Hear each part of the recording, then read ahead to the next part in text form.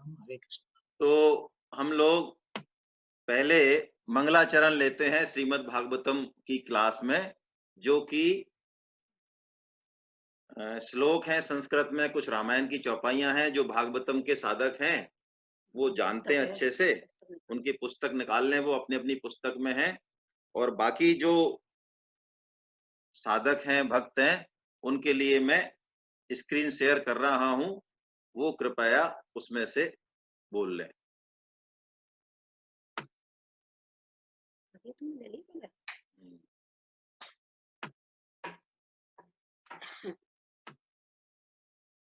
मनु बिट्टू ने मेरी पुस्तक दे देखो ना, ये लाइन पे बोला। अब हम लोग मंगलाचरण बोलते हैं। आप लोग मेरे साथ-साथ ही बोलेंगे, इसमें एक साथ ही बोलेंगे, पीछे-पीछे नहीं बोलेंगे, है ना?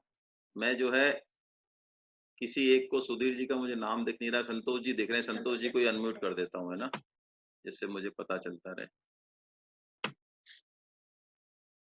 ठीक है। हरे कृष्णा। हरे हरे कृष्णा। आप लोग जैसे भी बोलने का जो जो चारण है, एक्सेंट है, जो लय है, उसको भी थोड़ा देखें और उसी हिसाब से बोलें, है ना? हरे कृष्णा। भक्त भक्ति भगवंत गुरु चतुर नाम बपुए, इनके पद बंदन किए, नासै विघ्न अनेक। नमः कृष्णाय कृष्णाय रामाय रामाय वसुदेव सुताय च प्रद्युम्नाय निरुद्धाय सात्वतां पतये नमः। अहो भाग्यम नंद गोप ब्रजोक साम, यन मित्रम परमानंदम पूर्णम ब्रह्म सनातनम। कामं क्रोधं भयं स्नेह मैक्यं सौहृदमेव च नित्यं हरो विदधतो यान्ति तन्मयतां हि ते। सत्यव्रतं सत्यपरं त्रिसत्यं सत्यस्य योनिं निहितं च सत्ये। सत्यस्य सत्यमृतं सत्यनेत्रं सत्यात्मकं त्वां शरणं प्रपन्ना। वाणी गुणानुकथने श्रवणो कथाया, हस्तौ च कर्मसु मनस्तव पादयोर्नः। स्मृत्यां शिरस्तव निवास जगत् प्रणामे, दृष्टि सतां दर्शनेस्तु भवत्तनूनाम्। न नाकपृष्ठं न च सार्वभौमं, न पारमेष्ठ्यं न रसाधिपत्यम्, न योग सिद्धिर्पुनर्भवं वा वाञ्छन्ति यत्पादरजै प्रपन्ना। समाश्रिता ये पद पल्लव प्लवम्, महत्पदं पुण्ययशो मुरारे। भवाम्बुधिर्वत्स पदं परं पदं, पदं पदं यत् दिक्दान तेषाम्। वरहापीडं नटवर वपु करनयो करनिकारम्, बिभ्रद्वासे कनककपिशं वैजयन्तीं च मालाम्। रन्ध्रार्वेणोरधर सुधया पूरयन् गोपवृन्दे वृन्दारण्यं स्वपदरमणम् प्राविशद गीतकीर्ति पिता दीन मोहि कानन राजो जह सब भांति मोर बड़ काजू बड़ भागी बनो अवध अभागी जे रघुवंश तिलक तुम त्यागी चलन चहत बन जीवन नाथू केहि सुकृति सन होय साधु की तनु प्राण की केवल प्राणा विधि कर तब कछु जाय न जाना गुरु तुमातु न जानहु काहू कहु सुभाष नाथ प्रति आहू मोरे सबई एक तुम स्वामी दीन बंधुर अंतर जामी प्राण कंठ गत भयउ भुआलु मनि दीन जनि व्याकुल ब्यालु रघुनंदन प्राण प्रीते तुम बिनु जियत बहुत दिन बीते राम राम कहीं राम कहीं राम राम कहीं राम तनु परिहरि रघुवर बिरह राउ गयउ सुरधाम सब कर मांगऊ एक फल राम चरण रति होय तिनके मन मंदिर बसहु जिय रघुनंदन दोय। बोलो बांके बिहारी लाल की जय हो। जय हो। तो आज हम अपना नियमित अध्ययन शुरू करते हैं। मंगलाचरण का जो शब्दार्थ है, भावार्थ है, वो हमने एक बार किया हुआ है। नए साधकों को नई चीज लग सकती है, बाकी भागवतम में किया हुआ है। तो 10वें अध्याय 10वें स्कंद का भागवतम में देखिए 12 स्कंद हैं, है ना। स्कंद क्या है? क्लस्टर ऑफ चैप्टर्स है। 576 टोटल इसमें चैप्टर है 12 स्कंदों में। तो वैसे तो 10वां स्कंद तभी जो है बताया है संतों ने, महात्माओं ने, आचार्यों ने कि 10वें स्कंद से पहले 9 स्कंद पढ़ना बहुत आवश्यक है, क्योंकि 10वें स्कंद में भगवान की वो प्रेम लीलाएं, वो गुप्त लीलाएं हैं कि उनको हम सही परिप्रेक्ष्य में समझ सकें। इसके लिए 9 स्कंद का भली भांति अध्ययन करना आवश्यक है। तो 10वें स्कंद का 15वां अध्याय हम लोग ले रहे हैं। 14 अध्याय हमारे हो चुके हैं। ब्रह्मा जी ने जो बछड़ों को चुरा के ले गए थे, गायों को चुरा के ले गए थे, भगवान ने फिर वैसी की वैसी गायें और बछड़े दोबारा बना दिए। ब्रह्मा जी जो कि सृष्टि के रचयिता हैं, हमारे पितामह हैं, पिताओं के पिता हैं, वो भी भगवान की इस लीला को समझ नहीं पाए और वो चक्कर में पड़ गए। कभी वो अपने ब्रह्मलोक जाके देखें तो वहां पर भी वो बछड़े और सारे गोबर, सारे जो गोपालक हैं, गोपाल हैं, वो भी भगवान के सखा, वहां भी ऐसे की ऐसे ही।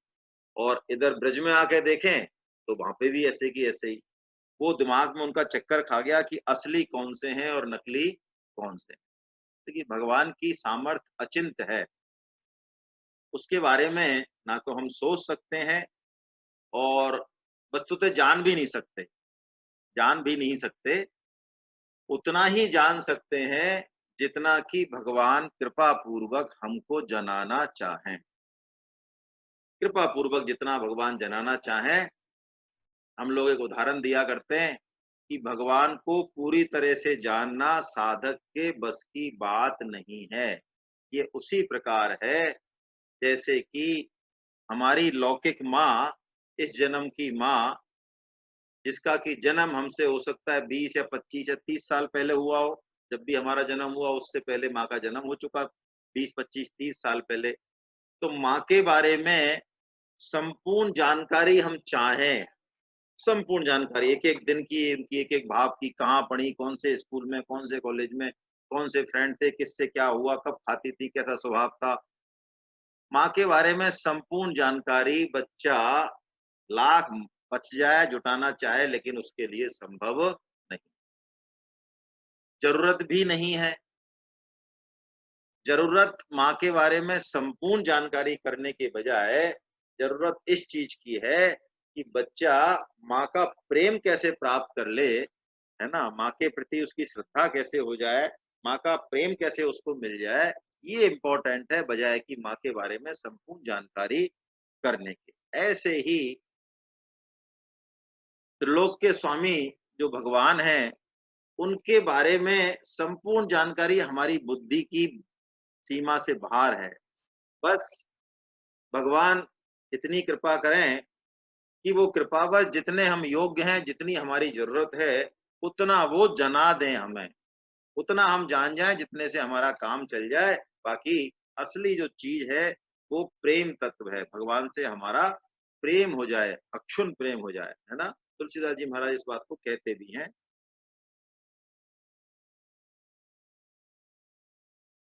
जगु पेखन तुम देखन हारे, विधि हरि शंभु न चावन हारे। तेऊ नहीं जाने हूँ मरम तुम्हारा, और तुम्हें ही को जानने हारा।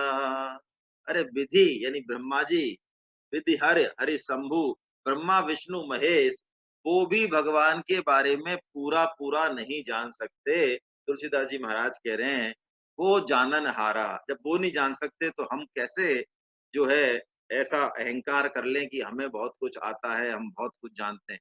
तो महाराज जान नहीं सकते तो फिर क्या करें, बैठे रहें क्या? कि नहीं, साधन करते रहें, शास्त्र ने संतों ने जो बताया है वो करते रहें, तो कृपा बस भगवान अपने आप सोई जाने हूँ जेहि देहु जनाई, जानत तुम्हें ही होए जाई। भगवान जब कृपा करेंगे तो हमें जना देंगे, और जब हम जान जाएंगे भगवान के बारे में, तत्व से अनुभव कर लेंगे, तो भगवान में और हम में वस्तुतः कोई फर्क रह नहीं जाता तात्विक एकता का। तात्विक एकता हो जाती है, वैसे तो फर्क है सामर्थ्य का, लेकिन तात्विक एकता हो जाती है। इसी स्थिति को निर्गुणवादी ब्रह्मवादी, है ना, ब्रह्मवादियों ने कहा है अहम ब्रह्मास्मि, है ना, सो हम।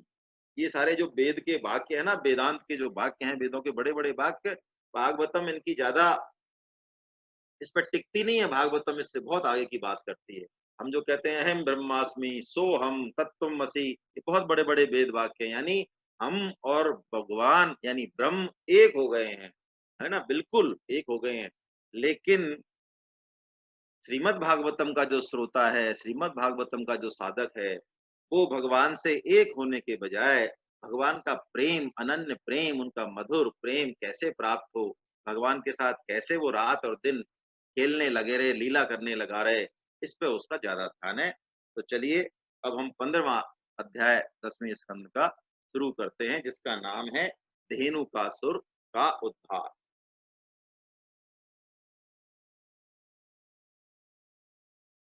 श्री सुखदेव जी कहते हैं, परीक्षित, अब बलराम तथा श्री कृष्ण ने पौगंड अवस्था में प्रवेश कर लिया, इसी से उन्हें गाय चराने की अनुमति मिल गई।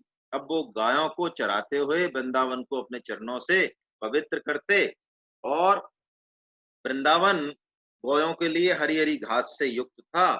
वे गौयों के पीछे बांसुरी बजाते हुए और उनका यश का ज्ञान करते हुए ग्वाल वालों से घिरे हुए श्याम सुंदर ने वृंदावन के वन में प्रवेश किया। देखिए धेनुका सुर, जैसा कि हम बात करते हैं श्रीमद् भागवतम की कक्षाओं में कि श्रीमद् भागवतम जो है वेद व्यास जी का अंतिम रचना है, अंतिम रचना है, बहुत विलक्षण रचना है। तो इसको यदि हम सिर्फ कहानी मान लें, गप गोष्ठी मान लें, बस ये ऐसे नहीं है, इसका बहुत ही ज्यादा महत्व है। ये कैसे भी ठूंठ से ठूंठ व्यक्ति के जीवन में भी भगवान का सरस प्रेम जगाने में सक्षम है, और वो भी बहुत सरल तरीके से, बहुत सरल तरीके से। भगवत गीता में तो सब कुछ है, लेकिन भगवत गीता में सिद्धांत की बात ज्यादा आई है, लेकिन प्रेम की बात भी बहुत है, प्रेम से ही प्रकट हुई है। लेकिन जिस तरह से श्रीमद् भागवतम में प्रेम का अथाह समुद्र जो है वो लहलहा रहा है, वो बहुत ही अलग बात है, ऐसा किसी और ग्रंथ में नहीं मिलता। तो श्रीमद् भागवतम में जो सिद्धांत हैं, तत्व के सिद्धांत हैं, शास्त्रों के सिद्धांत हैं, उनको कहानियों के रूप में, बहुत सरल तरीके के रूप में, जिससे कि कोई भी उसको समझ सके, ऐसे उसको पिरो दिया है ना। तो धेनुकासुर ये है क्या? धेनुकासुर गधे के रूप में आएगा, अभी इसी चैप्टर में हम देखेंगे। तो धेनुकासुर वस्तुतः देहाध्यास है। देहाध्यास का क्या मतलब? जहां से गीता स्टार्ट हुई, कहां से स्टार्ट हुई गीता? हमने अभी कुछ दिन पहले ये श्लोक फिर से लिया। भगवान श्री कृष्ण ने कहां से बोलना स्टार्ट किया? मैं सुधीर जी को जो है एक बार अनम्यूट कर देता हूं, सुधीर जी, जिससे कि हाँ है। सुधीर जी गए क्या? सुधीर जी चले गए, देखते हैं। मैं महावीर जी को कर देता हूँ। भगवान श्री कृष्ण ने कहां से भगवत गीता स्टार्ट की? आप अपने आप को अनम्यूट करो बंसल साहब। जी हाँ, सर, हरे कृष्ण। हरे आई कृष्णा। आवाज आई सर? हाँ, आ गई हाँ आवाज। कहां से स्टार्ट की भगवत गीता भगवान ने? सर, 2.11 से स्टार्ट किया था ना, 2.11 से। अशोचानंद वसुष्टम। हाँ, 2.11 से स्टार्ट की। तो 2.11 क्या सिखाता है, उसका हम मर्म समझें। भगवान ने कहा ऐसोच्यान नन वैसोचस्त्वम प्रज्ञावादांश्च भाससे गतासु न गतासूंश्च नानु सोचंती पंडितार्जुन। तू शोक मत कर, जिनके प्राण चले गए हैं या जिनके प्राण नहीं गए हैं, दोनों के लिए ही तू शोक मत कर। क्यों? क्यों मत कर? क्योंकि तू शरीर नहीं है, तू आत्मा है। ये बात भगवान ने सबसे पहले स्टार्ट की गीता में। तो देखिए धेनुकासुर ये गधे के रूप में है। गधा बुद्धि, पशु बुद्धि का मतलब क्या है? ये पशु बुद्धि जब तक रहेगी तब तक कोई भी शास्त्र हमारे समझ में आने वाला नहीं है। सुखदेव जी महाराज भी, हम आगे पढ़ेंगे 12वें स्कंद में, सुखदेव जी महाराज भी परीक्षित जी महाराज से यही कहते हैं, है ना, कि परीक्षित तू अब ये पशु बुद्धि छोड़ दे। पशु बुद्धि इमाम जही, जही यानी त्याग दे। कौन सी पशु बुद्धि? कि तक्षक तुझे खा जाएगा, तक्षक तुझे स्पर्श भी नहीं कर सकता जब तक कथा अमृत का पान तू कर रहा है। मैं कथा कह रहा हूं, तुम कथा सुन रहे हो, जब तक एक तक्षक तो क्या 100 तक्षक भी तुमको स्पर्श भी नहीं कर सकते। और तक्षक तुम्हारा तो कुछ वैसे भी बिगाड़ ही नहीं सकता। तुम्हारे शरीर का वो जरूर वो निमित्त बनेगा, तो शरीर की आयु तुम्हारी वैसे ही खत्म हो रही है। तो कहने का मतलब धेनुकासुर ये देहाध्यास है, अविद्या है। देहाध्यास मतलब अपने आप को देह समझना, अपने आप को शरीर समझना। शरीर में हम पूरी तरह आसक्त हैं तो तामस बोलते हैं इसको, तामस स्वभाव हो गया हमारा। थोड़ा बहुत हमको अनुभव होता है, हाँ शरीर भी है अलग भी है, ऐसा होता है तो हम राजस, हम प्राय राजस हैं। और सात्विक में बहुत स्पष्ट इस बात को हमको पता रहता है कि शरीर अलग है और हम अलग है। तो हम 2 प्रकरण लेंगे। यहाँ पे 15वें अध्याय में धेनुकासुर का वध बता रहे हैं भगवान। ये हमारी जो शरीर रूपी अविद्या है, इसको मिटाने का उपाय भगवान बता रहे हैं, है ना? ये जब तक नहीं मिटेगा, देखिए धेनुकासुर का वध कौन करेंगे? बड़ी अच्छी बात है। धेनुकासुर का वध भगवान श्री कृष्ण नहीं करते हैं। क्यों नहीं करते हैं? इसमें भी बड़ा रहस्य है। बलराम जी करेंगे धेनुकासुर का। देखिए बलराम जी हैं कौन? बलराम जी गुरु तत्व हैं। बलराम जी जो भगवान श्री कृष्ण के बड़े भाई हैं, वो गुरु तत्व हैं। भगवान श्री कृष्ण क्यों नहीं करेंगे?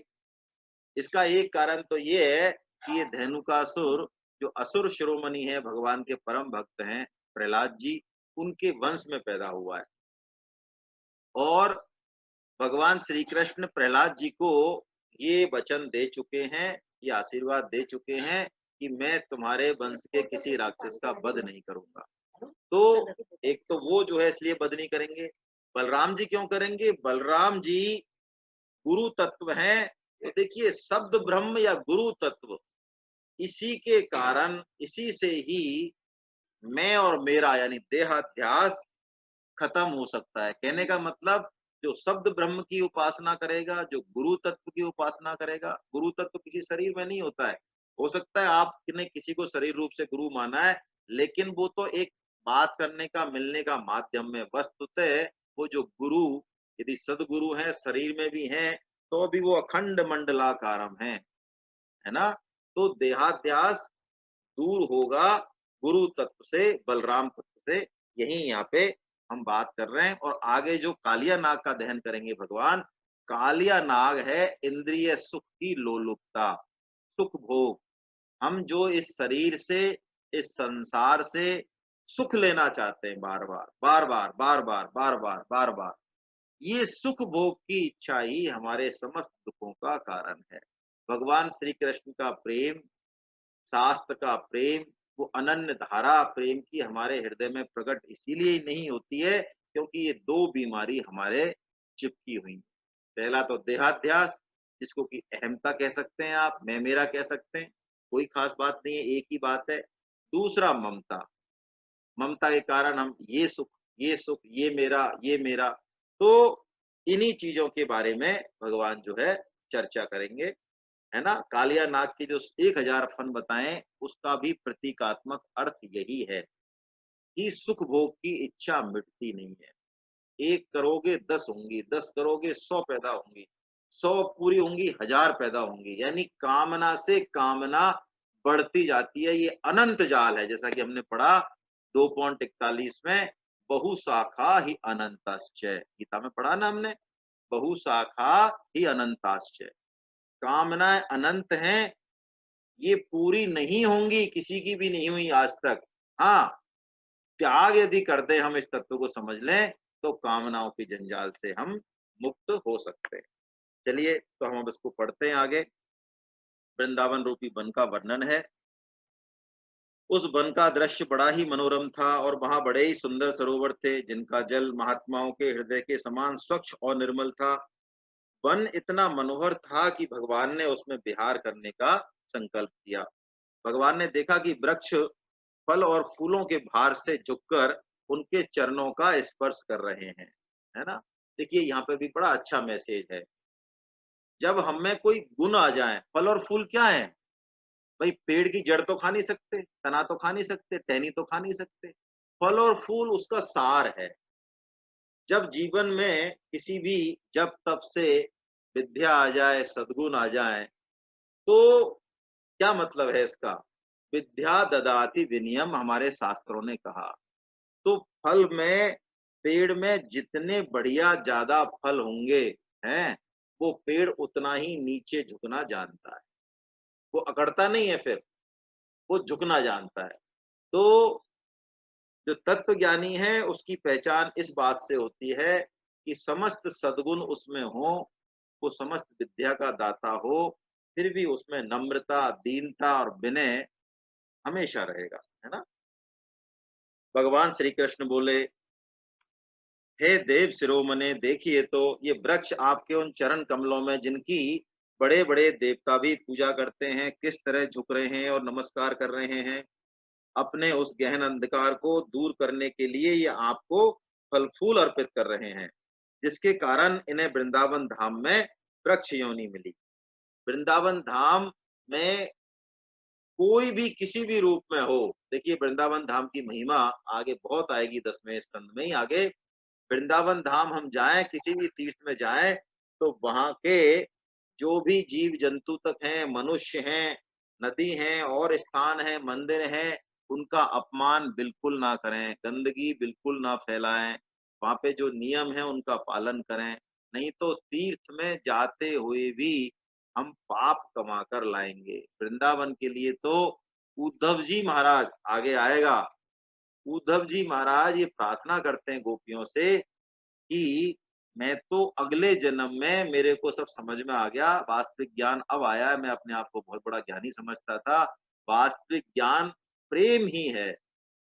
तो वो कहते हैं वृंदावन किमपि गुल में लतो औषधि नाम, मेरे को वृंदावन में चाहे किसी चीज का भी जन्म मिल जाए, पशु पक्षी का मिल जाए बहुत अच्छा है, पशु पक्षी का भी नींदें मान लो, तो मैं तो जड़ बन जाऊं, पेड़ बन जाऊं, लता बन जाऊं, लेकिन बनूं कहां पर?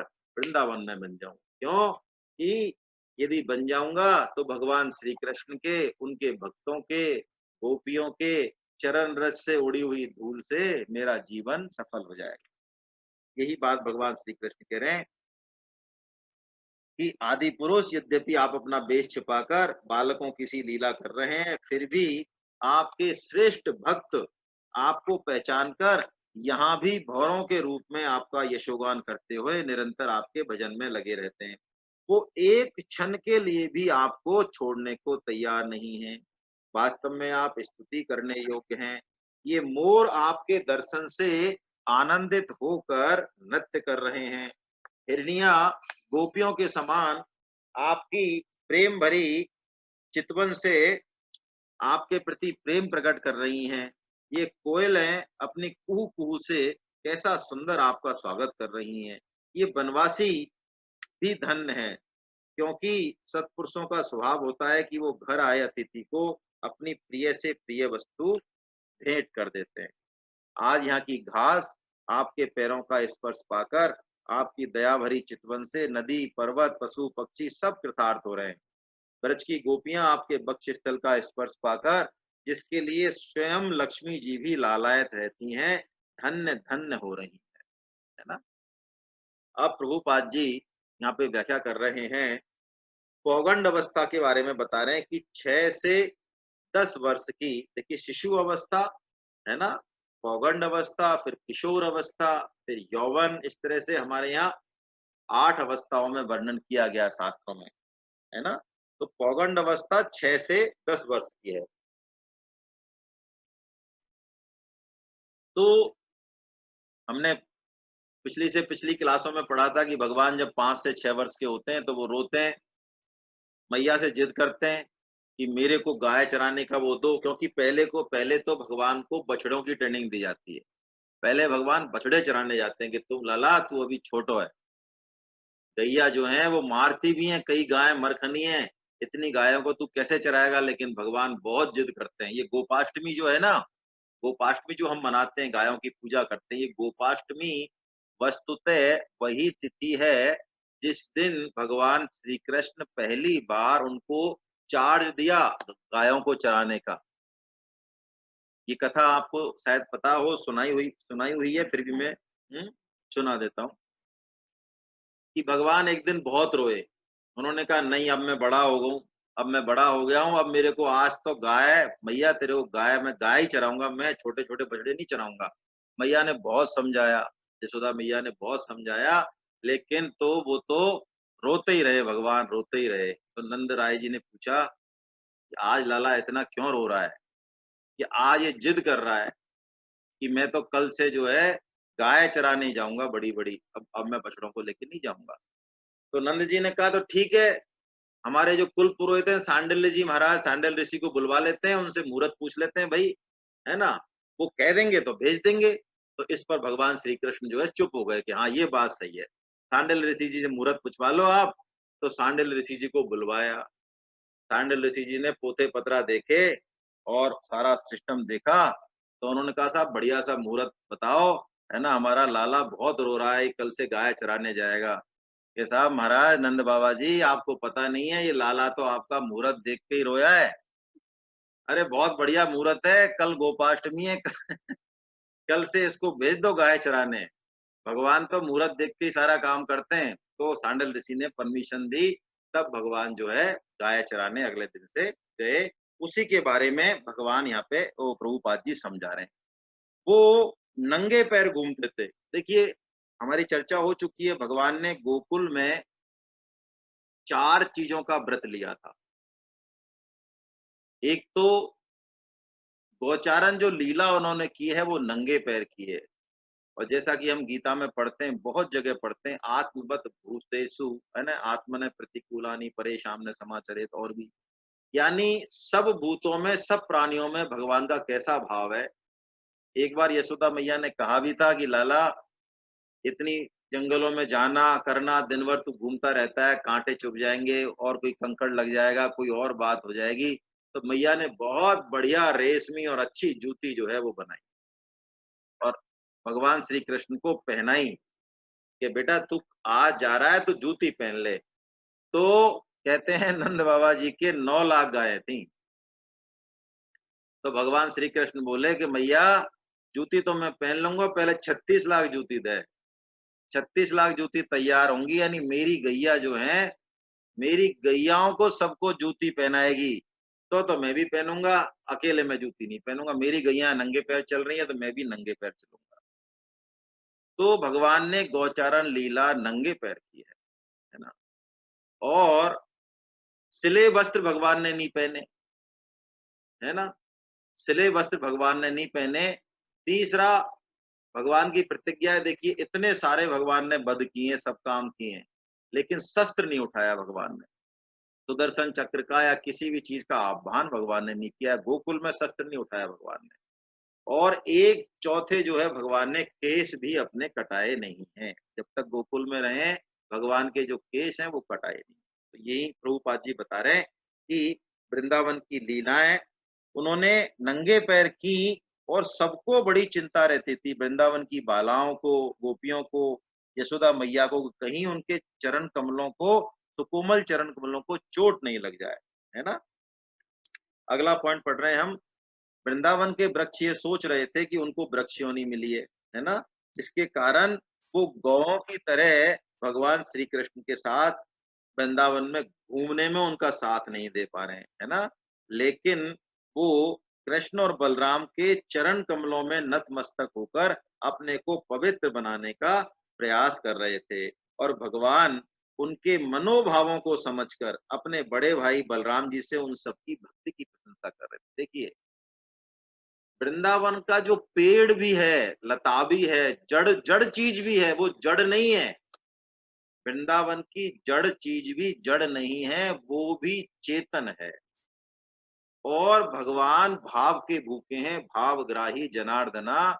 तो पेड़ों का जो भाव है, जड़ वस्तुओं का जो भाव है ना, उनको भगवान महसूस करके उस प्रेम को, और भगवान उनके प्रेम को स्वीकार कर रहे हैं और उनसे बता रहे हैं, इनसे बलराम जी से उनकी स्तुति कर रहे हैं, है ना। देखो भगवान, मुझे एक याद आ रहा है, एक भगवान श्री राम, वैसे तो कहते हैं कि बड़े बड़े शास्त्रों से, जैसे कि हमने भी चर्चा की अभी, बड़े बड़े शास्त्रों से, बड़े बड़े जप तप से भगवान नहीं मिलते, बड़ी बड़ी समाधियों से नहीं मिलते हैं। वे ही भगवान श्री राम जब वन में जाते हैं और वनवासियों से, आदिवासियों से, कोल किरात, जिनको पहनने का और बोलने का भी सयूर नहीं, ऐसी जातियां, लेकिन भगवान देखिए उनके ऊपर कैसी प्रेम की वर्षा कर रहे हैं। जो बड़े बड़े ऋषि मुनियों को भगवान का जो प्रेम और जो दर्शन उपलब्ध नहीं है, वो उन वनवासी भीलों को, कोलों को, किरातों को, तुलसीदास जी महाराज लिख रहे हैं। इससे हम समझें, इस तत्व को समझें, क्योंकि भागवतम में सिद्धांत फेल हो जाते हैं, है ना। इस प्रेम के आगे सारे सिद्धांत फेल हो जाते हैं। तुलसीदास जी लिख रहे हैं कि वेद बचन मुनि मन अगम, वेद बचन मुनि मन अगम, इनकी पकड़ में नहीं आ रहे। वेद बचन मुनि मन अगम, ते प्रभु करुणा ऐन, और बचन किरातन के सुनत, जिम पितु बालक बैन। क्या बढ़िया बात है। यानी किरातों के वचन भगवान कितने प्रसन्न होकर सुन रहे हैं, मुस्कुरा रहे हैं, बड़ा आनंद आ रहा है भगवान को। कैसे सुन रहे हैं? उनके वो कोई मंत्रों से स्तुति कर रहे हैं, वो कोई गीता के श्लोक उनको याद है, या उनको कोई वेद मंत्र याद है। वचन किरातन के सुनत, जिम पितु बालक बैन। आहा, जैसे कि कोई बच्चा तोतली भाषा में बात करता है, तो उसके पिता या उसकी माँ उसको वो तोतली भाषा, जो बालक कहे तो तरी बाता, और सुनहि मुदित मन पितु अरु माता। तो वो हम ये नहीं कहते अरे यार तू ये व्याकरण का इस्तेमाल ठीक नहीं कर रहा है भैया, ये उच्चारण तो तू ठीक कर, है तेरे में ये कमी है, तेरे में फलान, ऐसा कहते हैं क्या? बल्कि वो तोतरी बात भी हमको बड़े बड़े मंत्रों से और श्लोकों से भी बहुत अद्भुत लगती है। वही बात तुलसीदास जी महाराज कह रहे हैं कि वो अपनी भाषा में बस फल तोड़ लाए, जितने भी जंगल के हैं फल फूल, है ना, और दोने में सजा के जितनी भी उन पे साफ सफाई बनती है, भगवान को बड़े प्रेम से लेके आए और भगवान से जोहार कर रहे हैं। जोहार मतलब जिद कर रहे हैं, प्रभु हम ये बड़े प्रेम से लेके आए, आप इसको पालो। करही जोहारू भेंट धरि आगे, और प्रभु ही बिलो कहीं अति अनुरागे।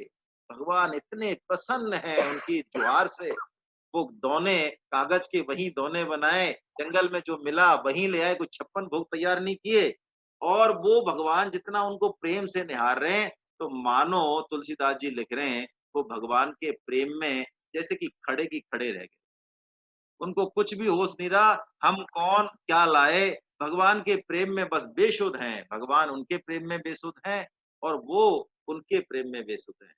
दो तीन चौपाइयां कहने के बाद तुलसीदास जी जो तत्व की बात है वो बताते हैं, बहुत प्यारी बात बताते हैं। राम ही केवल प्रेम पियारा, जान ले सोई जानन हारा। हम लगे रहते हैं विधि में, नियमों में, ऊंची में, बड़ी में, ये हमें बढ़िया ऊंची चीज चाहिए, लेकिन भगवान को तो कुछ और ही प्रिय है। वो कह रहे हैं तुलसीदास जी कि भगवान को तो सिवाय और सिवाय प्रेम के अलावा दूसरी कोई चीज जो है वो पसंद ही नहीं है। तो भगवान वृक्षों का भाव देख के भी इतने प्रसन्न हैं और उनकी सुन रहे हैं, ये बात हम यहाँ पे समझ रहे हैं। तीसरा पॉइंट मैं पढ़ रहा हूं। विश्वनाथ चक्रवर्ती जी ने ये बात कही कि कृष्ण के द्वारा गोपियों को बाहों में भरकर आलिंगन करना ये मानो गोपियों को सबसे बड़ा वर है। माता लक्ष्मी जी को भी ये सौभाग्य उपलब्ध नहीं है।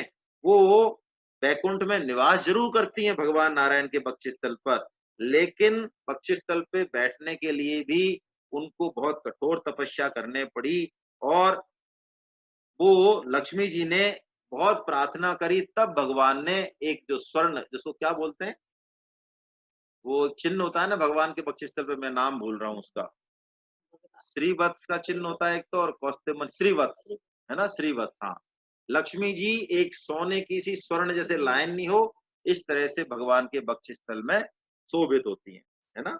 चलिए अब भगवान आगे वृंदावन में जा रहे हैं गौयों के साथ, बता रहे हैं सुखदेव जी महाराज आगे कथा कह रहे हैं कि इस प्रकार भगवान श्री कृष्ण प्रसन्नता से अपने सखा और ग्वाल वालों के साथ गोवर्धन की तराई में यमुना तट पर गौयों को चराते हुए अनेक प्रकार से लीला करने लगे। एक ओर तो ग्वालवाल श्री कृष्ण की लीलाओं का गान करते, तो दूसरी ओर बलराम जी के साथ बनमाला पहने हुए श्री कृष्ण भौरों की सुरीली गुनगुनाहट में अपना स्वर मिलाते हैं। राजहंसों और मोरों की नकल उतारते, मोरों के साथ नाचते, और क्या करते, कभी दूर जो पशु चले जाते तो उनको बहुत मेघ के समान गंभीर वाणी में पुकारते। कई बार इको नहीं होती है, इको आवाज आती है बाहर में, कई बार आती है, राधे बोलो तो राधे राधे राधे राधे राधे राधे, ऐसे भगवान जो है पुकारते। उनकी मधुर पुकार सुनकर गायों का और ग्वाल वालों का चित्त अपने बस में नहीं रहता। कभी वो चकोर की, कभी चकवे की, कभी भड़दुल की, कभी मोर की आदि पक्षियों की बोली बोलते, तो कभी बाघ और शेरों के साथ बनावटी भैंसे भागने लगते। जब बलराम जी थककर किसी ग्वाल वाल की गोद में सिर रखकर लेट जाते, तो भगवान श्री कृष्ण उनके अपने बड़े भाई बलराम जी के पैर दबाते, पंखा झलते और उनकी थकावट दूर करते। देखिए, एक बहुत बड़ा मैसेज यहाँ पे मन में आ रहा है कहने के लिए। हम बुद्धिमानों ने 50 से 70 साल में इतनी प्रगति कर ली कि शायद हमने जो सुकुमार हैं, जो देश के नौनिहाल हैं, उनके बचपनों की हत्याएं कर दी हमने। आज अपनी महत्वाकांक्षाओं का बोझ हमने बच्चों पे इतना डाल रखा है, आज पूरे सिस्टम को हमने इतना दूषित, उसे कारण हम ही हैं, दूषित और प्रदूषित कर दिया कि बच्चे जो स्वाभाविक जीवन जीना चाहिए इनको, है ना, जो उनका डेवलपमेंट हो सकता है भौतिक और मानसिक रूप से, वो डेवलपमेंट अब संभव नहीं रहा हमारी बुद्धिमानी की वजह से। वो किसी भी बड़े से बड़े मानसिक आघात को झेलने लायक बनता, वो मैनेजमेंट के ऐसे ऐसे गुण सीखता, जो मैं चैलेंज के साथ कहता हूँ कि किसी भी आईआईएम में बड़े से बड़े मैनेज इंस्टीट्यूट में भी वो संभव नहीं है। जैसा मैनेजमेंट का, साहचर्य का, है ना, प्रेम का गुण हम जॉइंट फैमिली में, संयुक्त परिवारों में अपनी दादी के साथ, दादा के साथ, सखाओं के साथ, चाचाओं के साथ बैठ के सीखते थे बच्चे, वो सब आज हमने दूर कर दिया। आज एक बहुत बड़ी समस्या है, हम इतने डरपोक भी हैं बुद्धिमान होने के साथ कि हमें ये पता है कि हमने यदि थोड़ा सा भी ट्रैक से बाहर निकले, किसी को हल्का सा भी टोक भी दिया, कह भी दिया, हो सकता है वो आत्महत्या कर ले। और ऐसी घटना मैं ऐसे नहीं कह रहा हूँ, बहुत घट रही है, बहुत घट रही है। कोटा कोचिंग इंस्टीट्यूट है, आए दिन वहां आत्महत्याएं हो रही हैं। सफलता ही जीवन में सब कुछ है, ये हमारी बहुत बड़ी गलत धारणा है, जिसको कि हमने आगे भी अपने बच्चों में पहुंचा दिया। क्या जीवन इसके लिए मिला है? किसके लिए मिला है जीवन? इस बात पे हम बहुत अच्छे से सोचें, और भगवान सबको सुखी रखे, सबको स्वस्थ रखे, सर्वे भवन्तु सुखिनः। लेकिन मेरा मानना है कि कोरोना का एक बहुत बड़ा फायदा हुआ है कि जीवन की क्षण भंगुरता तो कम से कम हमको समझ में आई। बस यही बात है। जीवन में एक छोटा सा वायरस, भगवान की सृष्टि में तो पता नहीं कैसे कैसे हथियार है, एक छोटा सा वायरस भी हमारा, जो हम समझते हैं हमारे जीवन को, प्राण को कभी भी लेके जा सकता है। तो ये ठाट और ठटा, है ना, जो हमने, जिसके लिए हम दौड़ रहे हैं, इनका उपयोग भी प्राय हम नहीं कर पाते, सदुपयोग भी नहीं कर पाते। इसकी इसके बारे में सोचने के लिए हमको बाध्य किया है इस परिस्थिति ने, तो इसमें भी कोई न कोई भगवान की विशेष कृपा छुपी हुई है ना? तो ये यहाँ पे चर्चा चल रही है कि पहले किस तरह से भगवान जो है ग्वाल वालों के साथ अपना बचपन बिता रहे हैं और खेल रहे हैं, है ना? और क्या कर रहे हैं भगवान? आगे आगे बढ़ रहे हैं हम। जब ग्वाल-वाल नाचते, गाते, कुश्ती लड़ रहे हैं एक-दूसरे से, है ना? राम और श्याम आपस में जांग फटकार रहे हैं, हाँ भैया बता, मैं अभी हराता हूँ इसको। तो और एक से एक बढ़िया दाव दे रहे हैं, दूसरे जो और ग्वाल कह रहे हैं, वाह! वाह भाई वाह! जब ग्वाल वालों के साथ भगवान श्री कृष्ण कुश्ती लड़ते-लड़ते थक जाते, तो किसी वृक्ष के नीचे, किसी ग्वाल वाल की गोद में सिर रख के सो जाते। देखिए कैसे भाग्य होंगे। भगवान श्री कृष्ण, ये कोई ग्वाल-वाल जो है ना, ये कैसे बड़े-बड़े ऋषि, महर्षि और महात्मा हैं, इनका वर्णन करने की सामर्थ्य मेरी वाणी में नहीं है। कि भगवान श्री कृष्ण जिनकी गोद में सिर रख के और निश्चिंत होके सो रहे हैं, ऐसे शुद्ध भक्त, ऐसी कृपा, भगवान की कृपा के बादल, है। तो कोई कोई तो महात्मा उस समय भगवान श्री कृष्ण के चरण दबाने लगते हैं। अरे जन्म जन्म मुनि जतन कराही और अंत राम कहीं आवत नाही। देखिए ये सारे जप तप और समाधि का और बड़े बड़े ज्ञान और योगों का फल है कि आ जाए तो आ जाए भगवान का नाम। नाम चरण कमलों के दर्शन या दबाने की या स्पर्श की बात नहीं हो रही है। आ जाए तो नाम भी आ जाए अंतिम समय, क्योंकि अंतिम समय हमारा प्राण जो है वो ऐसा अटकता है, सारी इंद्रियां शिथिल हो जाती हैं, मन स्थिति इतनी खराब हो जाती है। यदि अभ्यास नहीं किया पहले से, जीवन भर यदि अभ्यास नहीं किया तो अंतिम समय दुर्दशा होती है प्राय। तो अंतिम समय नाम राम नहीं आ रहा ऐसे ऐसे मुनि महात्माओं के लिए। और ऐसे ऐसे महात्मा देखिए यहाँ पे क्या हो रहा है कि वो भगवान श्री कृष्ण के चरण दबा रहे हैं, बड़े प्रेम से उनको पंखा झल रहे हैं, और कोई कोई भगवान को प्रसन्न करने के लिए गीत गा रहा है। देखिए इन सब क्रियाओं में ना एक चीज को हम समझें कि यहाँ पे कोई भी गोप बालक, कोई भी गोप बालक, वो 100 हैं तो 1000 हैं तो और 1,00,000 हैं तो, कोई भी गोप बालक, ये बड़े बड़े सिद्ध मुनि ऋषि महात्मा है ना, ये कोई भी गोप बालक ऐसा कोई काम नहीं करना चाहता जिससे उसको खुद को सुख हो। क्या मतलब? वो कौन सा काम करना चाहते हैं जिनसे सिर्फ एक, उनके एक ही आसरा है, भगवान श्री कृष्ण को कैसे सुख मिले। उनके चाहे सुदामा हो, श्रीदामा हो, तोक हो, कोई भी सखा हो, वो कहें भैया तू जो है ना ऐसे डांस कर, तू ऐसा कर, ये बन जा, तो वो सखा भगवान को रिझाने के लिए वो कहें, वैसा ही स्वांग धरने के लिए राजी हैं, वैसा ही बोलने के लिए और सब काम करने के लिए राजी। यदि ये भाव हमारे जीवन में आ जाए कि अब हम सब काम भगवान श्री कृष्ण की प्रसन्नता के लिए करेंगे, तो भगवान श्री कृष्ण इतने करुणा के भंडार हैं, दया वत्सल हैं, दीन निधान हैं, दीनों के नाथ हैं, कि वो हमारे इस भाव से, चाहे हम झाड़ू लगा रहे हैं, घर में खाना बना रहे हैं, उसी भाव में हम मगन हो जाएं कि भैया झाड़ू नहीं लग रही है, भगवान का मंदिर है, हमें जैसा भी मिला है, हम तो भगवान के मंदिर की सेवा कर रहे हैं। हम खाना नहीं बना रहे, हमारा खाना बनाने का स्वांग हमको ये रोल मिला है, ये भगवान के जन हैं, इनके लिए हम भोजन बना रहे हैं और पहले ठाकुर जी को अर्पित कर रहे हैं। जो भी काम हम करें उसमें भगवान से संबंध जोड़ दें। भगवान से संबंध जोड़ा नहीं, फिर काम क्या कर रहे हैं इसकी कोई वैल्यू नहीं है।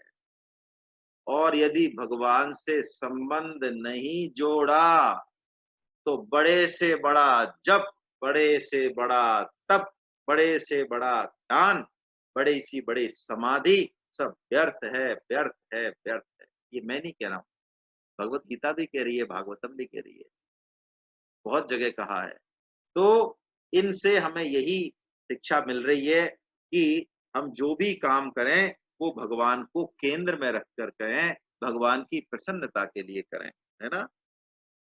तो भगवान खेल रहे हैं, उनके वो लीला कर रहे हैं, स्वयं भगवती लक्ष्मी जिनके चरण कमलों की सेवा कर रही हैं, वो भगवान इन ग्रामीण बालकों के साथ, गोपों के साथ बड़े प्रेम के साथ खेल खेल रहे हैं, है ना।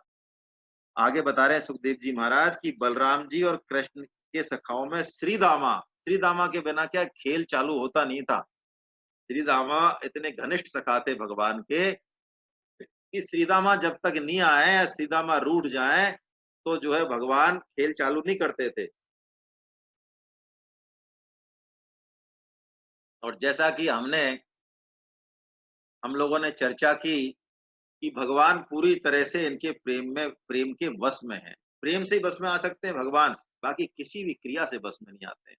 अरे इन गोप बालकों के भाग्य की तो कहे कौन, ये अपनी पे आ जाएं तो भगवान को जो है खेल खेल में, क्योंकि भगवान कृष्ण तो मानते नहीं है, वो रोमंटी खाते हैं। रोमंटी मतलब बेईमानी करते हैं, भगवान मानते नहीं, भगवान की आदत है। तो रोमंटी खाते हैं तो ये लोग जो है भगवान को जात बार कर देते हैं। तो कहते हैं भैया इसको बाहर निकालो, इसको बाहर निकालो, ये इसके साथ खेलना ही नहीं, कोई मत खेलो इसके साथ, इसको सब जातवार कर दो। जातवार करते हैं ना समाज में। तो अब भगवान टुकुर टुकुर टुकुर टुकुर देखें, अब करें क्या, फंस गए, सबने जातवार कर दिया। तो आखिर में पेनल्टी लगती है भगवान पे कि पहले तो है, अब तुम जो कह रहे थे हम जीते, तुम जीता नहीं है ना, तुम हारे हो भगवान। तो भगवान कहते हैं हाँ भैया हारा हूं, तो चल अपनी पीठ पे बैठा हमको और दब दे वहां से, यहाँ से लेके और उस पेड़ तक। तो भगवान राजी करते हैं उनको, दब देते हैं उनकी पीठ पे बिठा के सखाओं को, और दौड़ते हैं भगवान। भगवान उनके प्रेम के बस में होके ऐसी ऐसी लीलाएं करते हैं कि शायद ज्ञानी ध्यानी तो उन लीलाओं का रहस्य भी उनके लिए समझना बहुत मुश्किल है। तो एक दिन वो सारे जो ग्वाल वाल थे, है ना, सबके नाम दिए यहाँ पे, तो कृष्ण सुबल, है ना, वो कहने लगे हे राम, हे महाबाहु, बलराम जी से कह रहे हैं, हे कृष्ण, कृष्ण से कह रहे हैं, हे दुष्टों के संहर्ता, यहाँ पे थोड़ी दूर पर एक वन है, एक बाग है, जिसमें ताड़ के बहुत से पके फल हैं। तो हमारी इच्छा उन पके हुए फलों को खाने की हो रही है, लेकिन वहां पर एक बहुत बड़ा असुर है, दुष्ट धैनुक, धैनुकासुर, वो उनकी रक्षा करता है भैया।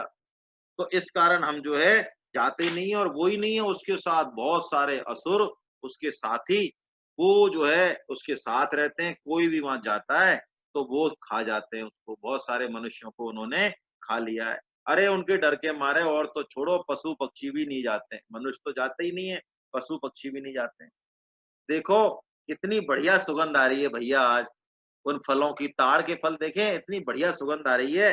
तो कह रहे हैं दाऊ भैया, कृष्ण भैया, हमारा उनको खाने को मन ललचा रहा है, तो यदि आपके जचे तो वहां चलो। भगवान को और क्या चाहिए, भगवान को तो भक्त कोई इच्छा कर दे बस। देखिए स्वामी जी महाराज ने इस निष्कामता की जो चर्चा की है ना, उसका भाव बहुत विलक्षण है। समझदारी किसमें है, इसको समझे हम भागवतम के लेवल पे, तो वहां गीता में इतनी स्पष्ट बातें कहना संभव नहीं है। यदि हम अपने कर्म का फल ले लेते तो भगवान कहते हैं चल पीछा छूटा, अरे भाई तेने कर्म किया, तेरे को फल दे दिया, पीछा छूटा, लेना देना क्या है। लेकिन यदि कर्म निष्काम भाव से किए जाएं, भगवान के प्रेम के लिए किए जाएं, अरे फल तो फिर भी मिलेगा, लेकिन भगवान जो है ना वो ऋणी हो जाते हैं, इतने ऋणी हो जाते हैं, वो पीछे पीछे घूमते हैं। कहत कबीर कबीर हैं, भगवान तो, कबीर जी तो यमुना नदी के किनारे भगवान का नाम ले रहे हैं, कृष्ण कृष्ण कृष्ण कृष्ण कृष्ण कृष्ण। वो कह रहे हैं कि कबीर कबीर आवाज कौन आ रही है। कहते सुना ध्यान से, अरे कबीर कबीर कबीर कबीर कबीर, ये मेरा नाम कौन ले रहा है। तो देखा तो पेड़ के पीछे से भगवान आ गए, प्रकट हो गए कि प्रभु ये क्या कर रहे हो आप, कि भैया ये तो मेरा, ये यथा माम प्रपद्यन्ते तांस तथे भजाम्यहम्, ये तो मेरा बिरद है कबीर, ये मेरे बस में थोड़ी है। मुझे जो जितने प्रेम से भजेगा भैया, मैं तो उतने प्रेम से ही उसको भजता हूँ। तो तुम मेरे को कृष्ण कृष्ण कर रहे हो, तो मैं जो है तुम्हें कबीर कबीर कबीर कर रहा हूँ। निष्काम भाव से यदि कोई काम करे, भगवान की सेवा कुछ भी करे, भगवान उसके ऋणी हो जाते हैं, उसके पीछे पीछे घूमते हैं, उसकी सब सब इच्छाओं को भगवान पूरा करते हैं। सूरदास जी महाराज के बारे में हमने चर्चा की। सूरदास जी महाराज के जो पद हैं, जो भजन हैं, देखिए शुद्ध भक्तों के जो भजन हैं वही हमको जीवन में गाने चाहिए, वही गुनगुनाने चाहिए, चाहे हमारी भाषा, हमारा आवाज कैसी भी हो, वो समझ में आए चाहे नहीं आए। क्योंकि ये शुद्ध भक्तों के जो भजन है ना, ये तुकबंदी नहीं है। जैसे कि आजकल के जो भजन गाते हैं ना, तेज आवाज में डेक लगा के और दुनिया भर के, और दोनों हाथ रख दे और सिर पे रख दे, खाटू श्याम और फलाना पता नहीं कौन कौन से, तो पागल हो रही है दुनिया। शुद्ध भक्तों के भजन के अलावा हमको कुछ नहीं गाना चाहिए। क्यों? शुद्ध भक्त का भजन यदि हम गाते हैं, सुनते हैं, तो हमारे हृदय के कल्मश को साफ करता है, हमारे हृदय में उस भगवत प्रेम को जगाता है। वो लय का और ताल का कोई वो नहीं है, वो बैठ जाए तो अच्छी बात है, नहीं बैठे तो परवाह नहीं करे।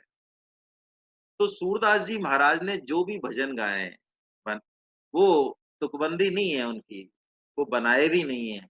अरे भगवान श्री कृष्ण रोज उनकी कुटिया में खेलते थे, उनसे, सूरदास जी से रोज नई नई लीलाएं करते थे। और उनके पास चरम चक्षु तो नहीं थे, चरम चक्षु नहीं थे मतलब आंखें नहीं थी, तो आंखें जरूरत भी नहीं थी सूरदास जी महाराज को। उन्होंने कहा भगवान जब आपका रूप देख लिया, अब इन आंखों से मुझे संसार नहीं देखना।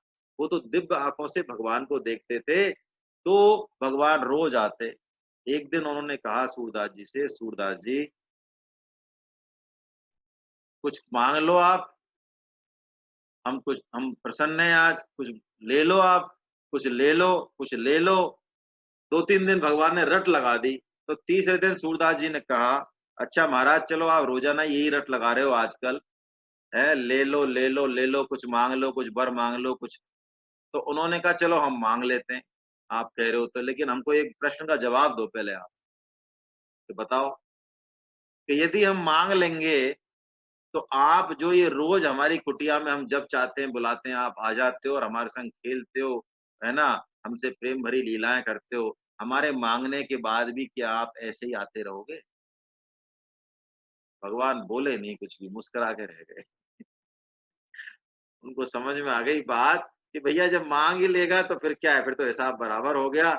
तो निष्काम भाव की परम श्रद्धेय स्वामी जी ने बहुत प्रशंसा की है। ये जो सखा हैं ये सब निष्काम भाव के शिरोमणि है, गोपियां भी निष्काम भाव के शिरोमणि है। लीला चल रही है, कोई ताड़ के फल जैसे हमारी जीभ लपलपाती है, ऐसे कोई उनकी जीभ नहीं लपलपाई है, ये भगवान की लीला चल रही है। चलिए, तो अपने सखा ग्वाल वालों की बात सुनकर श्री कृष्ण और बलराम जी हंस पड़े और उनको प्रसन्न करने के लिए वो उस वन में पहुंच गए। और जैसे हाथी नहीं हिलाता है पेड़ों को, ऐसे उन्होंने जोर जोर से हिलाकर उन पेड़ों के फलों को नीचे गिरा दिया।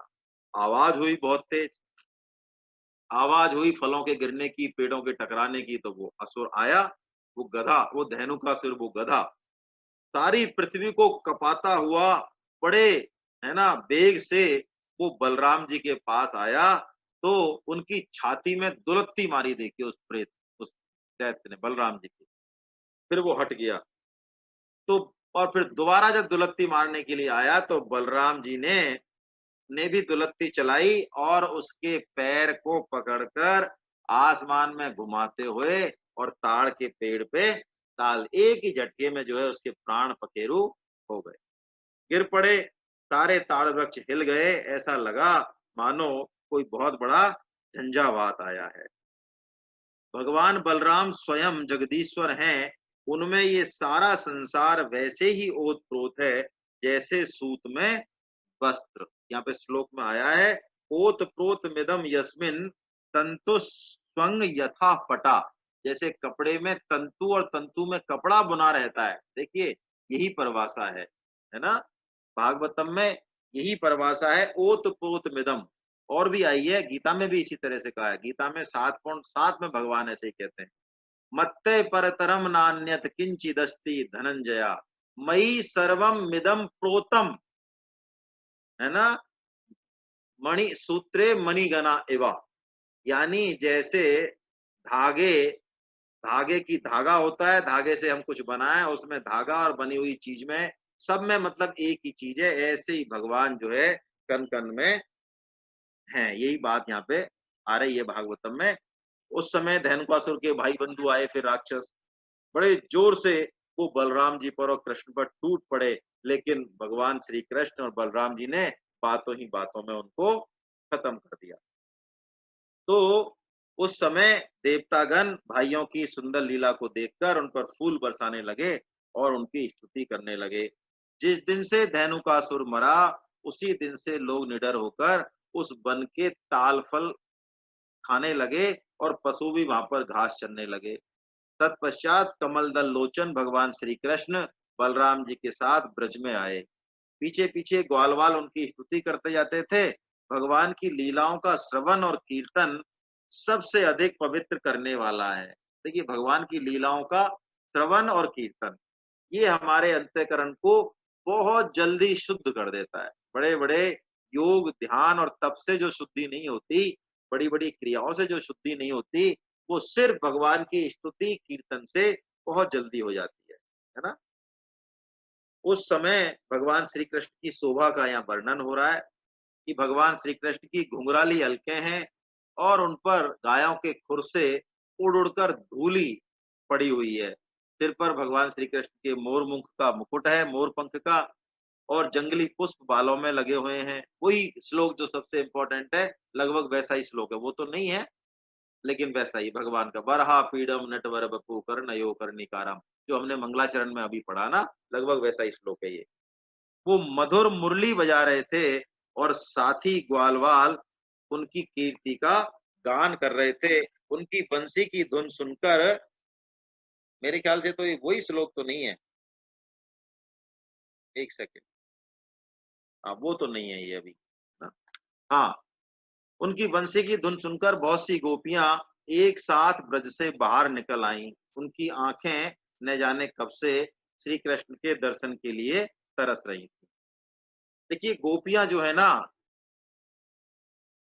दिन भर चाहे कुछ भी काम करें, उनका एक ही ध्येय रहता था कि भगवान श्री कृष्ण गायों के साथ जब ब्रज में प्रवेश करते हैं तो वो दर्शन करती हैं उनका।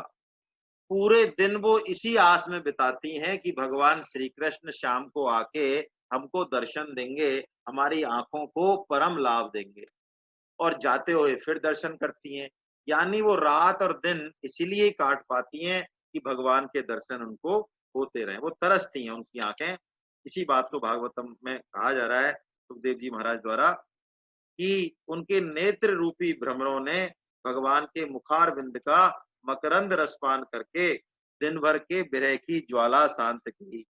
उनकी लाज भरी मुस्कान और विनय युक्त प्रेम भरी तिरछी चितवन का सत्कार स्वीकार करके भगवान ने ब्रज में प्रवेश किया। उधर यशोदा मैया और रोनी जी ने भी श्याम और राम के पहुंचने पर वात्सल्य स्नेह से उनकी इच्छा के अनुसार और समय के अनुरूप बहुत सी चीजें उन्हें खिलाई पिलाई। माताओं के स्नान कराने और मालिश से उन दोनों की थकान दूर हो गई। फिर उन्होंने सुंदर सुंदर वस्त्र पहनाकर दिव्य पुष्पों की माला पहनाई, चंदन लगाया, और इसके बाद दोनों भाइयों ने स्वादिष्ट अन्न का भोजन किया। फिर बड़े लाड से माताओं ने उन्हें सुंदर सैया पर सुलाया। श्याम और राम बड़े आराम से सो गए। देखिए वैसे तो परंपरा तो ये है कि श्रीमद् भागवतम में, पूरी भागवतम में भगवान श्री कृष्ण और बलराम यहीं पे सोए हैं। इसके अलावा कहीं भी भगवान के सोने का प्रकरण नहीं है। तो कई कई संत और वाचक, सिद्ध वाचक जो हैं, कथावाचक जो हैं, वो यहाँ पर आने पर कथा को समापन कर देते हैं, कीर्तन भी नहीं करते जिससे भगवान को डिस्टर्ब नहीं हो, है ना। क्यों? माँ यशोदा की गोद उनका जो अक्षय लाड दुलार है, श्लोक में आया है, सुखम सुषुप्ते ब्रजे, है ना। ऐसा शब्द और ब्रज में कहीं नहीं आया है ना। वल्लभाचार्य संप्रदाय में यहाँ पे भागवतम पे विराम लग जाता है। यदि कथावाचक वल्लभाचार्य संप्रदाय के, श्रीमद वल्लभाचार्य जी का, है ना, जो पुष्टि संप्रदाय है, तो वो यहाँ पे विराम कर देते हैं कथा को, चाहे भले 1 घंटे की हुई हो, चाहे कितनी भी हो। आगे वो कोई नहीं कुछ करते हैं, कीर्तन तक भी नहीं करते हैं, अगले दिन ही स्टार्ट करते हैं। क्यों करते हैं ऐसा? ऐसा उनका भाव है कि भगवान की जो है आराम में खलल नहीं डाला जाए। तो हम जो है इसको इस तरह से कर लेते हैं कि हम 1 मिनट का मौन रख लेते हैं, भगवान का चिंतन कर लेते हैं, स्मरण कर लेते हैं, और फिर लेते हैं, है ना। हम सब लोग अपने अपने मन में भगवान का चिंतन और मनन करें 1 मिनट के लिए। हरे कृष्णा।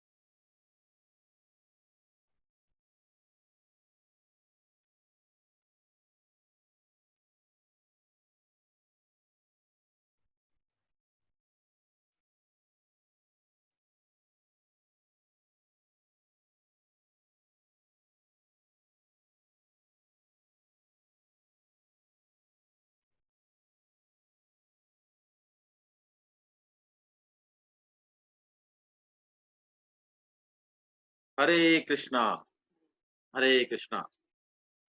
तो प्रभुपाद जी महाराज इन श्लोकों को समझा रहे हैं आगे। बेटा वो बेटा बटन चालू करना। ये बैटरी लो कैसे हो गई? एक सेकंड रुकना जरा। आ कैसे नहीं रहा? बैटरी लो कैसे होगी बेटा? कोई चक्कर पड़ रहा है। देखिए चल रहा है।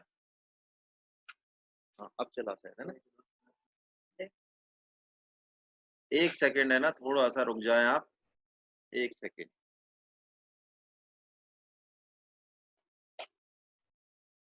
अब आ गया। हाँ हरे कृष्णा।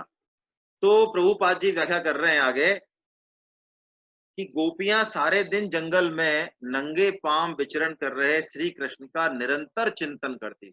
जब हम गोपी गीत लेंगे तो देखिए उसमें एक ऐसा भाव आएगा कि जिस पर हमारी आंखों से आंसू रुकेंगे नहीं।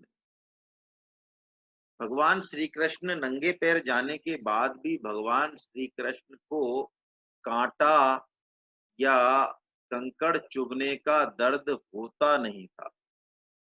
क्यों नहीं होता था? गोपियां अपने भाव में कहेंगी कि भगवान श्री कृष्ण के चरण कमल इतने कोमल हैं, कांटे की और कंकड़ की मार वो सहन करें, तो जो वो कंकड़ों पे या कांटे पे उनका पैर पड़ता था, तो जैसे कि गोपियों के हृदय में वो कंकड़ और कांटा चुभ रहा है। उनके हृदय में, हृदय कितना सूक्ष्म है, एक हवा भी लगे तो दर्द हो जाए, तो सारा की इतना दर्द गोपियां कहती हैं कि हमारे तृणांकुरा, है ना, वो हमारे हृदय में हो रहा है। ऐसा भाव आगे गोपी गीत में आएगा जब हम 30वें 31वें अध्याय में पहुंचेंगे। तो वो निरंतर चिंतन करती रहती थी। जब उन्होंने कृष्ण की बंसी की धुन सुनी, भगवान बंसी की धुन बजाते हुए आते थे, तो वो कृष्ण के विरह में व्याकुल होकर तुरंत घर से बाहर निकल आई और कृष्ण के सुंदर सलोने मुखारविंद के दर्शन करके अपनी विरह ज्वाला को शांत किया। जैसे कि कोई नव यौवना प्रेमी के समान अपने प्रेमास्पद को प्रेम भरी तिरछी चितवन से देखे और लाज भरी मुस्कान से उसका स्वागत करे, ऐसे ही भगवान श्री कृष्ण, जिनको रसिक शेखर भी कहते हैं, उनके हाव भाव का आनंद लिया। भगवान ने उनके प्रेम का प्रति उत्तर दिया, जिससे गोपियों की प्रसन्नता दूर हो गई। और बता रहे हैं प्रभुपाद जी महाराज की माता यशोदा और रोहिणी अपने लाडलों की सारी इच्छाएं पूरी किया करती थी, पर साथ ही उनकी दिनचर्या को भी नियमित रखती थी। अर्थात वे ध्यान रखती थी कि उनके पुत्र समय पर खाएं, समय पर सोएं, समय पे स्नान करें। श्री सनातन गोस्वामी जी महाराज कहते हैं कि माताएं अपने पुत्रों को इतना अधिक प्यार करती थी कि जब भी उनका आलिंगन करती तो देखती कि उनके सारे अंग स्वस्थ और पुष्ट तो हैं। माता यशोदा के तो भगवान श्री कृष्ण के याद आने पर कि वो भूखे होंगे, चाहे भले आधा घंटे पहले ही, थोड़ी देर पहले ही दूध पिलाया है, तो माता यशोदा के स्तनों से अविरल दूध बहना शुरू हो जाता था। भगवान श्री कृष्ण को भूख की याद आने पड़ी, है ना। आगे बता रहे हैं सुखदेव जी महाराज कि भगवान श्री कृष्ण इस प्रकार वृंदावन में अनेकों प्रकार की लीलाएं किया करते। एक दिन वे बिना बलराम जी के अपने ग्वाल वालों के साथ यमुना तट पर गए। बिना बलराम जी के गए उस दिन। उस समय बहुत धूप, कड़ी धूप पड़ रही थी और गायें और ग्वाल वाल प्यास से बड़े आतुर थे। तो उस जगह जहां वो थे उस समय, उन्होंने वहां के यमुना के जल को पी लिया। वस्तुतः वहां पे जहां पे वो उस दिन पहुंच गए थे, यमुना के उस भाग पर, वहां पर कालिया नाग उस यमुना में रहता था। तो उस एरिया का जल जो है वो विषैला था। उसको पीते ही, उस विषैले जल को, सारी गौएं और ग्वालवाल प्राणहीन होकर यमुना जी के तट पर गिर पड़े, है ना। भगवान श्री कृष्ण ने उनको अपनी अमृत दृष्टि से जीवित कर दिया। चेतना आने पर वो सब उठ खड़े हुए और एक दूसरे की ओर ताकने लगे, है ना। और उन्होंने ये निश्चय कर लिया कि हमारे तो प्राण चले गए थे, जरूर जो है वो भगवान श्री कृष्ण ने अपनी कृपा दृष्टि से ही हमको जिला दिया है ना। तो इस अध्याय में जो बात सार रूप से आई वो ये कि प्रेम तत्व सर्वोच्च तत्व है। देखिए गीता में तो हम बात करते हैं 4 पुरुषार्थों की, धर्म, अर्थ, काम और मोक्ष, उसी पे चर्चा करेंगे, आगे भी बात करेंगे। लेकिन श्रीमद् भागवतम 4 पुरुषार्थों पे चर्चा नहीं करती।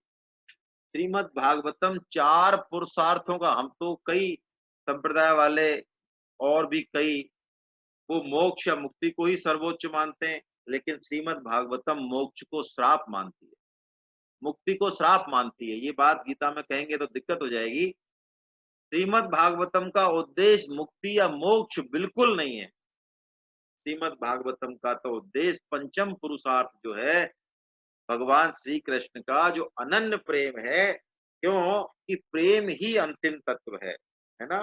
भगवान श्री कृष्ण हम सबसे सच्चा प्रेम करते हैं। भगवान गीता में कहते हैं ना, सुहृदय, सुहृदय हूं मैं, ये कई बार कहते हैं भगवान। तो इसके अलावा सुहृदय कोई और हो नहीं सकता।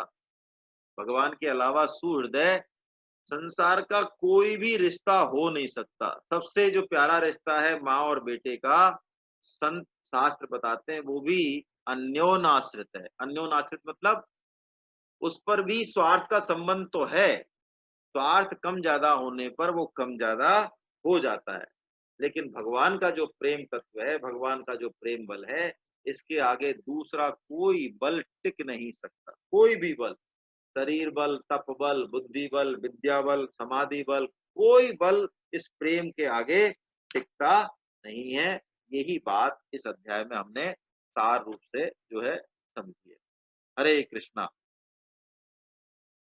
अब हम कल जो है अगला अध्याय ले लें, मेरे ख्याल से कुछ प्रश्न क्वेश्चन आंसर कर लें 10-15 मिनट, या है ना, क्योंकि ये पूरा होगा नहीं, कल ही ले लेंगे इसको। कालिया नाग को जो नाथेंगे भगवान, बहुत ही प्यारा ये अध्याय है। और इस अध्याय में भगवान जो गीता में समता की बात करते हैं ना, चलिए मैं इसका बेसिक समझा लेता हूं बस थोड़ा सा। देखिए समता में स्थित होना क्या है, वस्तुतः हम समता में स्थित नहीं हो सकते। भगवत कृपा से जो शुद्ध भक्त हैं, है ना, कहते हैं ना, तुम्हारे सेवक असुरारी, भगवान तुम हो या तुम्हारे सेवक हैं, बस उनकी बात अलग है। हम समता में, समता का मतलब क्या है, भगवान 6.8-9 और भी बहुत जगह क्या बात कहते हैं, 4.19 में, 5.18 में समता की बहुत विशेष बातें आई हैं। क्या क्या क्या, क्या बातें आई हैं? भगवान कहते हैं तुम्हारा बैरी हो, जान का शत्रु हो, बिना मतलब ही बैर करे, तुम्हारे प्राण लेने का प्रयत्न करे और तुमसे बहुत प्रेम करे, बहुत बड़ा पुण्यात्मा हो, बड़े से बड़ा पुण्यात्मा हो, बड़े से बड़ा पापात्मा हो, उनमें सम बुद्धि रखो। अब बताइए, ऐसी बात कहते हैं भगवान 6.8 में कहते हैं, 9 में कहते हैं। मैं जो और श्लोक बता रहा हूं, सोने में, मिट्टी में, गाय में, ब्राह्मण में, राक्षस में, दुष्ट में, सब में सम बुद्धि रखो, ऐसा भगवान गीता में कहेंगे। जो भगवान कहते हैं अपनी वाणी से उस चीज को यहाँ चरितार्थ करके दिखाते हैं। भागवतम श्रीमद् भगवत गीता का विशाल एक्सप्लेनेशन है। देखिए कालिया नाग जो है ना, जब भगवान की स्तुति करेगा, कल हम उस पर चर्चा करेंगे। कालिया नाग की स्तुति पूरी भागवतम में किसी एक एंगल से सबसे विलक्षण है, ऐसी कोई स्तुति नहीं है। और पूरी भागवतम स्तुति बहुत है, सैकड़ों हैं, बहुत अच्छी अच्छी स्तुति हैं, लेकिन कालिया नाग की स्तुति एक बिल्कुल अलग है। स्तुति का मतलब क्या होता है महाराज?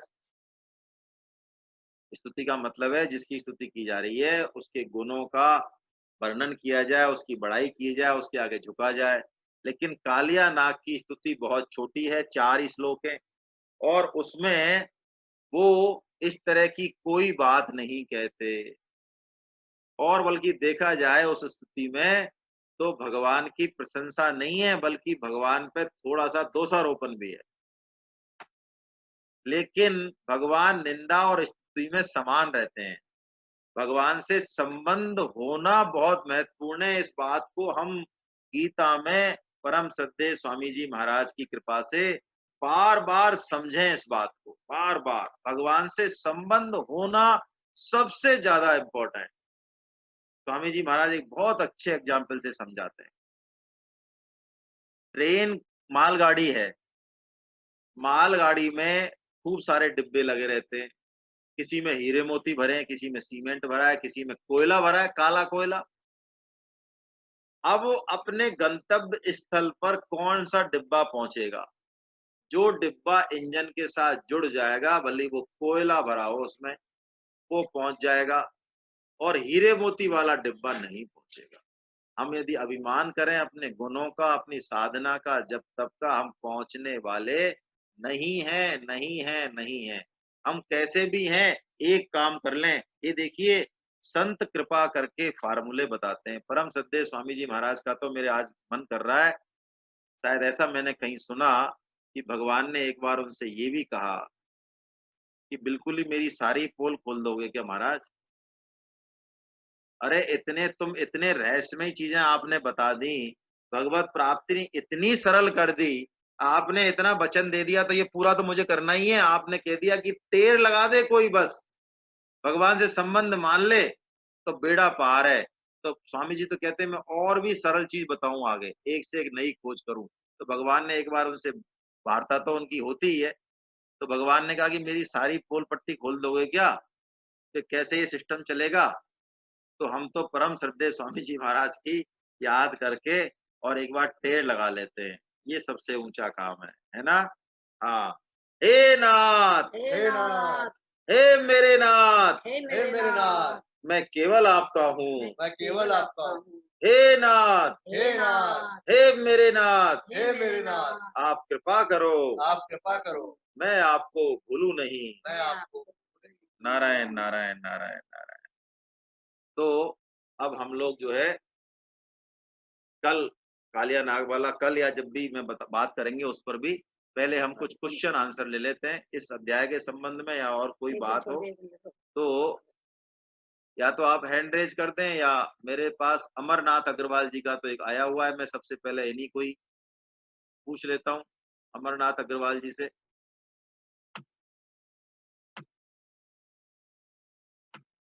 अमरनाथ जी अग्रवाल का यहाँ से कर कैसे होगा ये म्यूट? अच्छा आ गया, अब आ गया।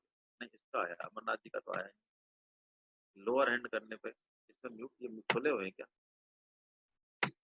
अनम्यूट करो ना।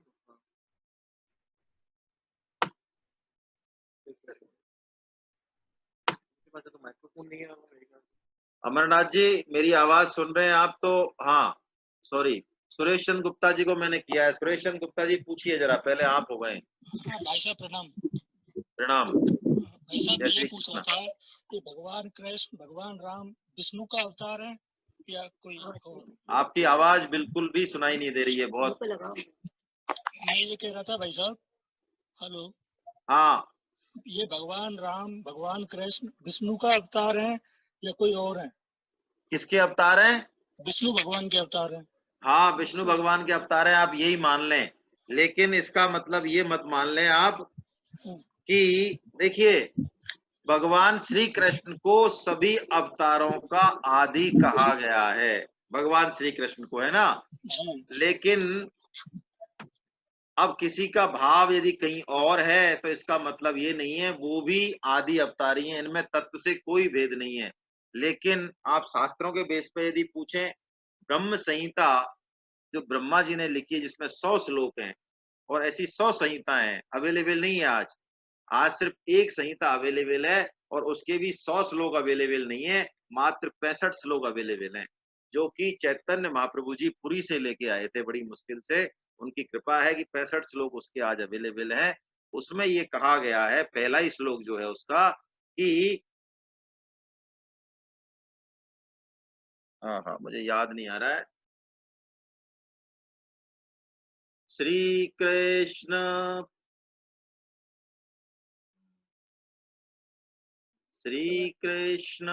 पर, ईश्वरा परम कृष्ण, हाँ, ईश्वरा परम कृष्ण सच्चिदानंद विग्रह अनादिरादि गोविंद सर्व कारण कारणा।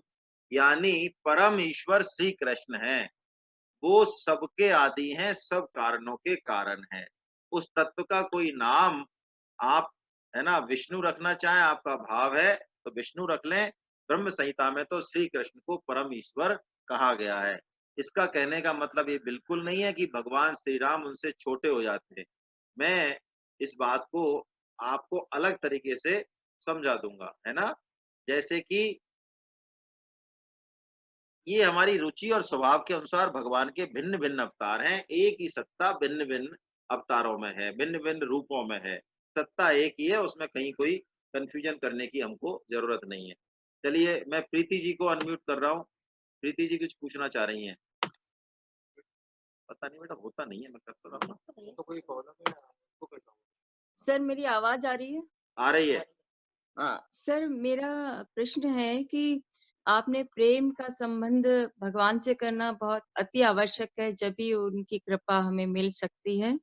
सर, जो तत्व ज्ञानी होते हैं वो भी एक संबंध स्थापित करते हैं ईश्वर से, और उनमें उनका विलय हो जाता है, जैसे कि आपने बताया अहम ब्रह्मोस्मि। बिल्कुल बिल्कुल। सर, ये तत्व ज्ञानी भी कौन सा संबंध स्थापित करते हैं? देखिए, ये सब कुछ जो है ना हमारे ऊपर डिपेंड करता है।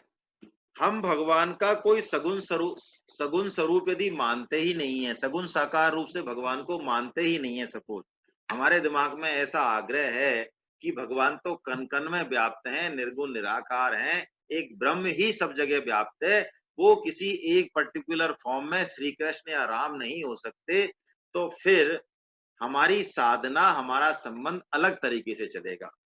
फर्क कुछ नहीं है। लेकिन जो ब्रह्मानंद का भोग करते हैं, जो मुक्ति चाहते हैं, जो मोक्ष चाहते हैं, वो भगवान की लीलाओं में भाग नहीं लेते। उनको समस्त दुखों से छुटकारा तो मिल जाता है, उनका पुनर्जन्म नहीं होता, भव चक्र से मुक्त हो जाते हैं। लेकिन भक्त जो हैं, जो कि भगवान को साकार मानते हैं, सगुण रूप से मानते हैं, वो मुक्ति नहीं चाहते। दीयन्ते न ग्रहीमानम, है ना, वो चाहते नहीं, मुक्ति देने पर भी नहीं लेते। क्यों नहीं लेते? कि उनको भगवान के साथ खेलना, क्रीड़ा करना, इवन कि यहाँ तक वो तो भगवान से ये कहते हैं कि यदि आपकी इच्छा हो, आप राजी हो, तो हमें तो आप भले ही बार बार जन्म मरण के चक्र में भी ढकेलो, हमें कोई दिक्कत नहीं है, आप जैसे राजी हो वैसे करो। लेकिन हम उस ब्रह्म में लीन होना नहीं चाहते। ऐसा फर्क है दोनों में, है ना। इसलिए मैंने ये आपसे निवेदन किया। जी, मेरे ख्याल से आपका हो गया होगा आपका। जी जी सर, अभी हाँ, मेरी, ठीक है सर। चलिए, मैंने मेरे ख्याल से आपको, और किसी के मन में कोई बात, एक हाँ, मेरा पता एक बार म्यूट करना।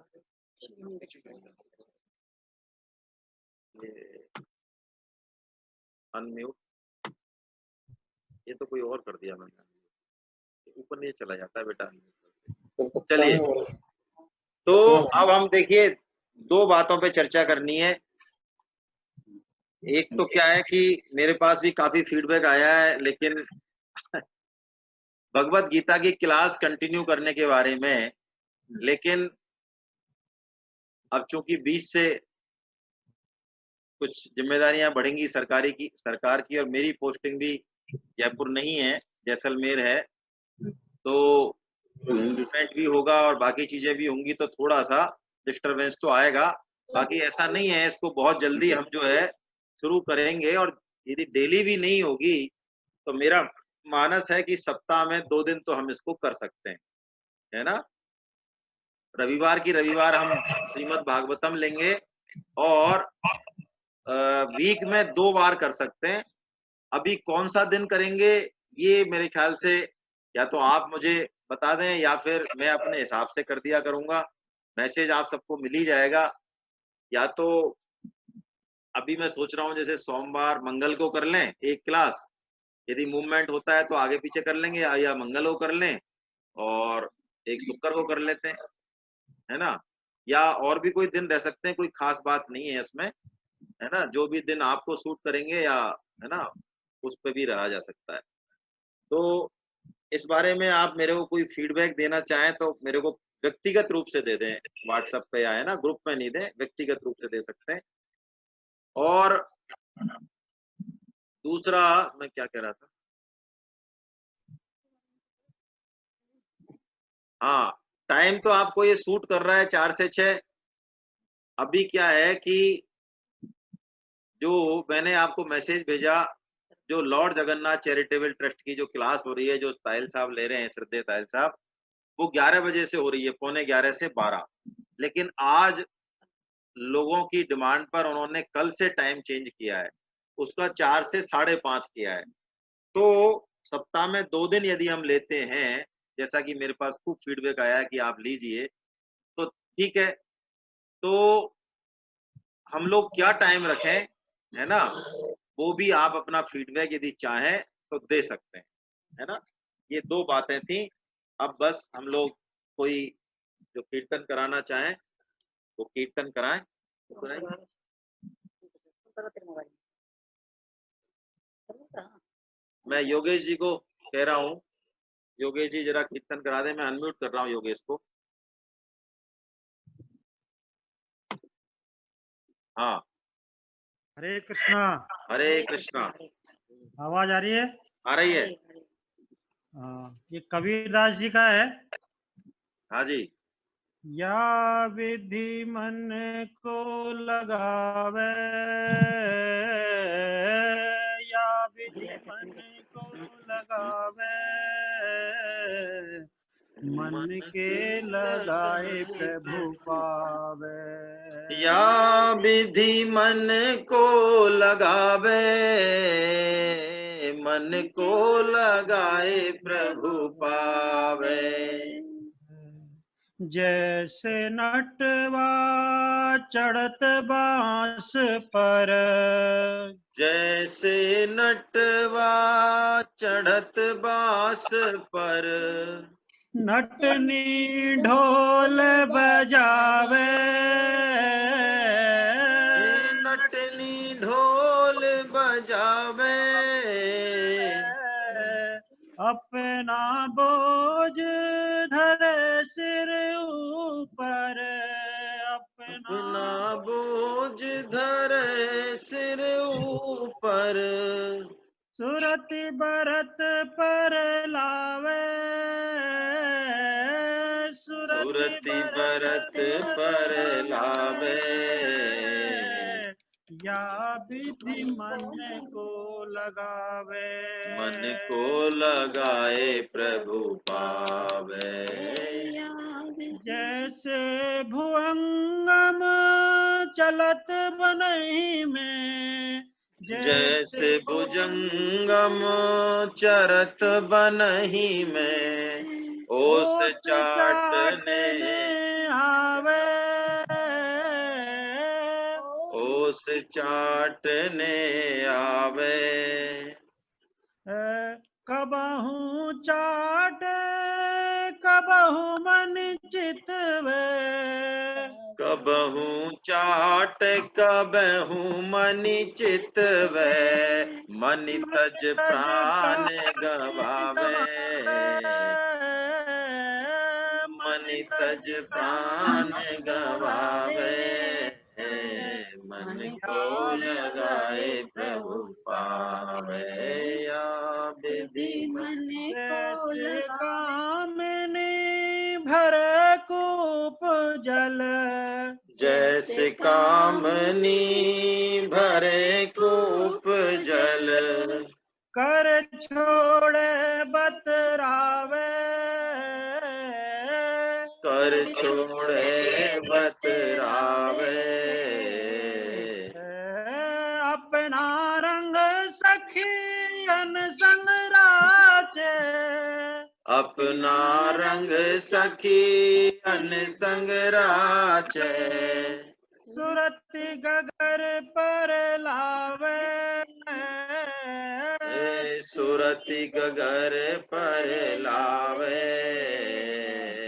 या विधि मन को लगावे, या विधि मन को लगावे, मन के लगाए प्रभु पावे। कृष्णा। हरे कृष्णा। हे नाथ, हे नाथ, हे मेरे नाथ, हे मेरे नाथ, आप कृपा करो, आप कृपा करो, मैं आपको भूलूं नहीं। मैं आपको भूलूं नहीं। नहीं। नारायण। नाम संकीर्तनम यस्य नाम संकीर्तनम यस्य सर्व पाप प्रणाशनम सर्व पाप प्रणाशनम प्रणामो दुःख समनस्तं नमामि हरिं परम्। दुःख समनस्तं नमामि हरिं परम। बोलो वृंदावन बिहारी लाल की जय। बोलो बांके बिहारी लाल की जय। बोलो राधा गोविंद सरकार की जय। अर्जुन के सखा भगवान श्री कृष्ण की जय हो। मीरा के गिरधर नागर की जय हो। सूर के घनश्याम की जय हो। भानुसुता राधा रानी की जय हो। मर्यादा पुरुषोत्तम भगवान श्री राम की जय हो। जानकी माता की जय हो। गौ माता की जय हो। धरती माता की जय हो। साधक संजीवनी की जय हो।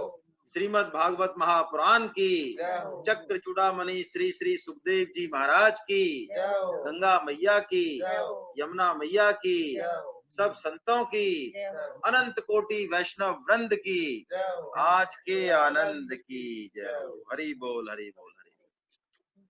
जो लोग जाना चाहें वो जा सकते हैं। कुछ लोगों के हाथ खड़े हुए हैं, मैं उनको क्वेश्चन के लिए आमंत्रित कर रहा हूं, है ना। राजेश जी कुछ पूछना चाह रहे हैं, और भी कोई पूछना चाहें तो 10-1 मिनट हम चर्चा कर सकते हैं। हाथ खड़े हो रहे हैं। बीएन शर्मा साहब का भी मैं लेता हूं सर आपको। बीएन शर्मा साहब, मैं गिरधारी ने भी हाथ उठाया, मैं पहले राजेश जी को इनवाइट कर रहा हूं, पहले वो जो है अपना प्रश्न। जी सर। ये भजन थोड़ा सा बहुत अच्छा लग रहा है, थोड़ा सा मतलब इसका हाँ, बहुत ही प्यारा भजन है साहब। आपने मेरे मन की बात जो है आपने छीन ली।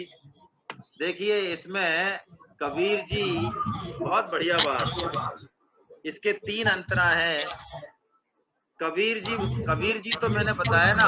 1 मिनट में सबको म्यूट कर रहा हूँ, मुझे लग रहा है कोई डिस्टरबेंस हो रहा है। हाँ अच्छा, मौसा जी की आ रही है। तो कबीर जी बताते हैं कि भगवान से प्रेम कैसे होना चाहिए, भगवान में ध्यान कैसे होना चाहिए।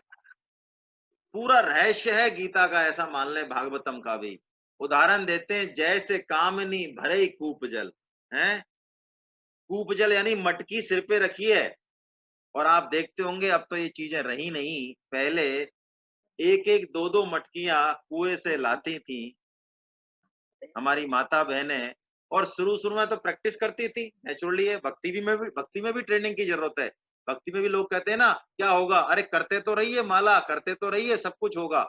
तो बाद में ऐसी ट्रेंड हो जाती है कि 1-1, 2-2, 3-3 मटकी रखने के बाद भी हाथों से संभालती नहीं है। हाथ तो झूलते रहते हैं, और झूलते ही नहीं रहते हैं, वो जो है सखियों से बात भी करती हैं, हंसती भी हैं। जैसे कामनी भरे कूप जल, है ना। और लेकिन अपना रंग कर छोड़े बतरावे, अपना रंग सखियन संग राचे, लेकिन करती क्या है, सुरति गगर पर लावे। उसका ध्यान एक क्षण के लिए भी गगरी से हटता नहीं है। हट जाए ना यदि, मटकी नीचे आ जाएंगी सारी। बस जो साधक हैं वो भी यही करते हैं, भक्त भी यही करते हैं। हमको ऐसा लग सकता है कि ये तो पता नहीं क्या आश्रम में उलझ रहे हैं, और खाने में उलझ रहे हैं, पीने में उलझ रहे हैं, लेन देन में उलझ रहे हैं। अरे उनके अंदर क्या चल रहा है ये हम नहीं समझ सकते। उन पे दोषारोपण नहीं कर बैठे कभी भी किसी शुद्ध भक्त पे। पतन हो जाएगा, पतन हो जाएगा हमारा। किसी महात्मा पे, साधु पे जब तक हमारी कोई क्षमता नहीं है, उसके ऊपरी एक्ट को देखते हुए यदि दोषारोपण कर लिया तो हमारा पतन हो जाएगा, है ना। इसी तरह से 3 उदाहरण है इसमें सर। अभी मेरे ख्याल से एक ही ठीक है। मैं गिरधारी ने हाथ उठाया था, उनको अनम्यूट कर रहा हूँ, उसके बाद बीएन शर्मा जी को करूंगा। हाँ भाई, हाँ गिरधारी जी बताओ। नहीं मैंने उठाया यार, मैं उठाया क्या, सॉरी मेरे हाँ, पे लगा बोल हाथ उठाया है। नहीं। ठीक है, बीएन शर्मा साहब को मैं अनम्यूट कर रहा हूँ। बीएन शर्मा साहब कुछ पूछना चाह रहे हैं, बताएं सर। हरे दिनेश कृष्णा। मित्तल जी का भी है। दिनेश मित्तल जी को मैं आ रहा हूँ अभी इनके बाद। जी सर। हरे कृष्णा। हरे कृष्णा। सर, कल एक प्रसंग आया था कि सांप के दांत किसी दूसरे के द्वारा निकालने पर उसका जहर का नाश होता है। उसी प्रकार किसी भी मानव मात्र के ऊपर का भगवान का किसी के माध्यम से कोई डंडा पड़ता है, तभी भगवान की तरफ आकर्षित होता है। क्या सही है? थोड़ा रिपीट कर दें प्रश्न दोबारा, माइक पास। और माइक पास कर लें। आपकी आवाज कम आ रही है, माइक को थोड़ा पास करके बोल दें जरा। सांप के दांत को निकालने पर उसका जहर का नाश हो जाता है। ठीक है। उसी प्रकार अपने मानव की जो इंद्रियां हैं जिनसे ग्रस्त होता है, तो कोई उनको जहर निकाल दे हमारा, आपका ये कहना है मतलब? हाँ जी, तो जब मैं ये निवेदन कर रहा था कि जैसे वो एक दूसरा एक प्रसंग आ रहा था कल के, जब ऊपर वाले भगवान का जब डंडा पड़ता है, इकट्ठा पड़ता है तो आगे से बढ़ता है। डंडा पड़ता है मतलब डंडे से मतलब कोई न कोई किसी को कोई दंड दिया जाता है या कोई उसकी तरफ अपनी तरफ आकर्षित करता है, तो किसी संत के द्वारा ही उसको आकर्षित कराया जाता है। चलिए ठीक है, मुझे आपकी आवाज बहुत कम आ रही है, लेकिन जहां तक मैं समझा हूं आप ही शायद ये कहना चाह रहे हैं कि जैसे सांप का जहर कोई दूसरा निकाल दे, ऐसे ही भगवान या संत हमारा जहर निकाल दें और हम शुद्ध हो जाएं। बहुत बढ़िया बात है ना। देखिए, हमारा जहर निकालने का काम तो रोज कर रहे हैं, प्रतिक्षण कर रहे हैं भगवान, हम समझें जब तो। लेकिन भगवान का ये बिरद है कि कोई चीज यदि वो दे दें, सुनना बहुत महत्वपूर्ण प्रश्न है आपका। भगवान यदि कोई वस्तु देते हैं ना, तो हमारी तरह उसको ना तो वापस लेते हैं, ना फिर वो अपनी भी नहीं मानते उसको। जैसे हम तो मानते रहते हैं मन में, अरे हमारी कार तो चला रहा है ये, हमने तो दी थी इसको 3 साल पहले। तो भगवान ने हमको स्वतंत्रता दे दी, तो जब स्वतंत्र हैं हम, तो भक्त क्या करता है? भक्त यही तो चालाकी करता है। भक्त अपनी स्वतंत्रता को वापस भगवान के चरणों में दे आता है। वो कहता है प्रभु मेरे को कुछ पता नहीं, मैं कुछ नहीं जानता हूं, अब आप जानो। तो ऐसे भक्तों का तो भगवान जहर नहीं, डंडा से भी पकड़ के और मुंडी घुमा के भी सब काम कर देंगे। बाकी तो हमको जो ये प्रतिकूल परिस्थितियां मिल रही हैं महाराज, प्रतिदिन मिल रही हैं, ये कृपा नहीं है तो भगवान की और क्या है? हमें संसार में बसना चाहें, रचना चाहें, तो भगवान टिकने दे रहे हैं क्या? टिकने दे रहे हैं क्या? बताओ, कोई चीज टिक नहीं सकती संसार में, कुछ आप पकड़ नहीं सकते, छूट रही है, लगातार छूट रही है। कृपा नहीं है तो और क्या है? देखो, सांप योनि तो जड़ योनि है ना। मनुष्य योनि विवेकवान योनि है, विलक्षण योनि है ना। तो आप एक काम करो, अपनी स्वतंत्रता को भगवान को समर्पण कर दो, यानी कर्म योगी और ज्ञान योगी की बजाय भक्ति योगी बन जाओ। तो भक्ति योगी का भगवान ये कहते हैं योगक्षेमम वहाम्यहम्। ओहो, अच्छा, हाँ, कि महाराज मैं तो कमाना नहीं जानता हूँ, क्यों चिंता करता है? मैं बैठा हूं ना महाराज, मेरे से कोई पाप हो जाएगा, मेरे को शास्त्रों का नॉलेज नहीं है। अरे तू चिंता मत कर, तेरे सारे पापों को मैं ओढ़ूंगा। लेकिन कब? कब? जब हम अपनी स्वतंत्रता को भगवान को अर्पण कर दें, तो भगवान हमारा जहर भी निकाल देंगे, सारा ही काम कर देंगे। आपने बहुत अच्छी बात पूछी। गीता का और भागवतम का जो अंतिम उद्देश्य है वो शरणागति ही है, भगवान से प्रेम ही है ना। तो आप जहर निकालने तो दो, भगवान को निकालने के लिए तैयार बैठे हैं वो तो। और आप यदि शरणागत हो गए, स्वतंत्रता को अर्पण कर दिया, तो फिर पकड़ के भी निकाल देंगे, चिंता मत करो आप। मैं दिनेश मित्तल साहब को अनम्यूट कर रहा हूँ। हाँ मित्तल साहब, बेटा इसमें क्यों लगा? जरूरत नहीं, बंद कर इसको, उल्टा चक्कर पड़ रहा है। मित्तल साहब आप मैंने अनम्यूट कर दिया, बोलो। मेरे ख्याल से तो हटा दे बेटा, चक्कर पड़ रहा है। मित्तल साहब आपको अनम्यूट किया है, आप बोल पा रहे हो? चलो कोई बात नहीं। मैं राजेंद्र जोशी जी जो है उनको अनम्यूट कर रहा हूं, उनका प्रश्न है। हरे कृष्णा सर। बताएं जोशी साहब। प्रणाम, आवाज आ रही है सर मेरी? आ रही है। हाँ सर, मैं और पत्नी दोनों यूएस में हैं यूएस के लॉकडाउन में फंसे हुए हैं। आप यूएनओ तो में जब- हैं, पता है, संयुक्त राष्ट्र संघ में बैठे हैं अमेरिका में, जय हो आपकी, पता है महाराज। तो जब से गीता की क्लास शुरू हुई तो मुझे लगा कि ईश्वर की इतनी असीम कृपा तो कभी हुई नहीं, तो जी। बहुत बहुत बहुत मन प्रसन्न था। लेकिन जब कल सुना कि गीता की क्लासेस डिसकंटिन्यू हो रही है तो बहुत बहुत दुख हुआ है। तो मेरी तो आपसे करबद्ध प्रार्थना है कि आप बंद नहीं करें।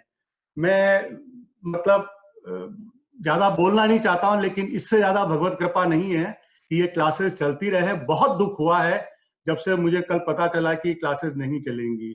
नहीं, तो बिल्कुल, मेरी आपसे मैं एक बिल्कुल आपके आदेश का पालन करूंगा। प्रार्थना। कुछ है, डेली तो नहीं हो पाएगी, कुछ और भी बात है, तो लेकिन कोई जरूरी, हम जरूर जो है ना, हम वीक में 1 या 2 दिन अवश्य मिलेंगे, है ना सर? आप बिल्कुल, आपके आदेशों का पालन होगा, आप कृपया बनाए नहीं रखें। सर, गिनती है मेरी। हाँ, तो फॉर्म। दूसरा मेरा जो प्रश्न था, ये जी। काफी दिनों से मन में चल रहा था, पत्नी से भी मैंने चर्चा की थी इस बारे में, पूछे और सर, थोड़ी पूछे अज्ञानता है।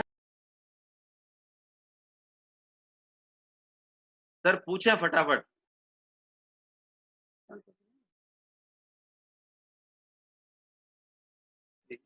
अच्छा, मैंने कर दिया आपको। हाँ हाँ, जोशी साहब आप पूछें आप। सर थोड़ी अज्ञानता है, इसलिए इस अज्ञानता के कारण आपसे थोड़ा सा स्पष्टीकरण चाह रहा हूं कि आप अक्सर गीता में राजा जनक का उदाहरण देते हैं, राजा हाँ, जनक हाँ। का, कि राजा जनक से बढ़कर तो इंद्र से भी बढ़कर उनके पास ऐश्वर्य है, धन संपत्ति है, हाँ, हाँ, पता नहीं कितना, मतलब सृष्टियों का राज है उनके पास, और हाँ। उनसे बढ़कर कोई मतलब भगवान का भगत या त्यागी या वो नहीं है। तो मैं थोड़ा सा ये समझना चाह रहा हूं कि उनकी जो भक्ति है वो सब ये ऐश्वर्य त्यागने के बाद हुई या ऐश्वर्य रहते हुई हुई। तो अब मेरा जो प्रश्न है वो ये है कि भक्ति तो जब तक सादगी नहीं आती है, धीरे धीरे, आपके पास 10 गाड़ियां हैं, मर्सिडीज है, बेंगलोर हैं, आइलैंड्स हैं, सारे चार्टर्ड प्लेन है, सब है आपके पास, तो आप भक्ति की तरफ कैसे बढ़ेंगे जब तक कि धीरे धीरे, आपको ये नहीं जरूरी कि आप सब छोड़ दें, लेकिन धीरे धीरे सादगी लानी पड़ेगी। तो ये थोड़ी मुझे एक पैराडॉक्स नजर आता है कि राजा जनक के पास सब कुछ है और वो सबसे बड़े भक्त हैं। तो ये थोड़ा सा मैं समझ नहीं पा रहा हूँ। ठीक है, हरे कृष्णा, हरे कृष्णा। बहुत अच्छी बात जो है जोशी साहब ने पूछी है। देखिए, भक्ति जो है ना, ये एक जन्म का मामला नहीं है। मैंने आपको निवेदन किया, कोई गीता, भागवतम, रामायण नहीं भी पढ़ रहा है तो उसको भी हमको हल्के में नहीं लेना चाहिए, उस पर दोष दृष्टि नहीं करना चाहिए। क्यों? उसकी पुरानी पारमी कितनी है, उसके पुण्य कब उदय हो जाए और वो कितनी स्पीड से जाए, रॉकेट की स्पीड से, हमको पता नहीं है। खटवांग महाराज जो कि रघुकुल में हुए हैं, इक्ष्वाकु वंश में जहाँ भगवान श्री राम हुए, खटवांग महाराज को 2 घड़ी में भगवत प्राप्ति हुई। 2 घड़ी ओनली, 48 मिनट्स, खत्म।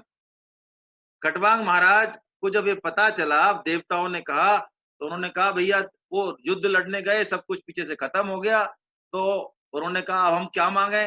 देवताओं ने कहा कुछ मांगो, हमारी इतनी हेल्प करी आपने, हम तो कुछ देना चाहते हैं महाराज। तो उन्होंने कहा अच्छा आप छोड़ो बाकी सब चीजें, आप तो ये बता दो हमारी आयु कितनी बची है। देखो कितना बढ़िया प्रश्न है। तो देवताओं ने कहा साहब आपके पास केवल 48 मिनट बचे हैं, जिसको 2 घड़ी बोलते हैं शास्त्रों में। 2 घड़ी में उनका इस तरह का भाव परिवर्तन हुआ कि परमात्म प्राप्ति हो गई। राजा जनक ये एक जन्म के जनक नहीं है, वस्तुतः भगवान के भक्त जो होते हैं, कारक पुरुष होते हैं, ये हमको शिक्षा देने के लिए संसार में आते हैं। ये कई तरह की लीलाएं करते हैं, वस्तुतः ये भगवान के साकार कारक भक्त हैं, ये भगवान के सखा हैं ये सब। और राजा जनक का उदाहरण इसलिए बार बार लिया जाता है, गीता में भी इसलिए दिया गया है। देखो मैं आपको एक चीज बताऊं सर, मेरे पास कुछ है नहीं, मैंने कमाया कुछ है नहीं, खाना मेरे को मिले नहीं, कुछ पुरुषार्थ मैंने कुछ किया नहीं, और मैं जगत में कहूं मेरे जैसा त्यागी कुछ कोई नहीं, मैंने सब त्याग रखा है। अरे तो कोई मेरे से कह भी सकता है नंगा नहाएगा क्या और निचोड़ेगा क्या? अरे तेरे पास चवन्नी नहीं, तू क्या त्याग करेगा? तो राजा जनक जो है ना, वो देखो, मैंने आपको निवेदन भी किया हुआ गीता में, त्यागी शोभा जगत में करता है सब कोई। हमारी दृष्टि चूंकि भोगों पर है, बहुत गहरी बात है, अब सुनना आप इसको। हम त्यागी की इज्जत क्यों करते हैं? सुनना आप। हम त्यागी की इज्जत इसलिए करते हैं कि हमारी दिमाग में भोगों का बहुत वजन है, भोगों की आसक्ति है। तो जिसने भोग छोड़ दिए वो हमारे दिमाग में बहुत ऊंचा हो जाता है।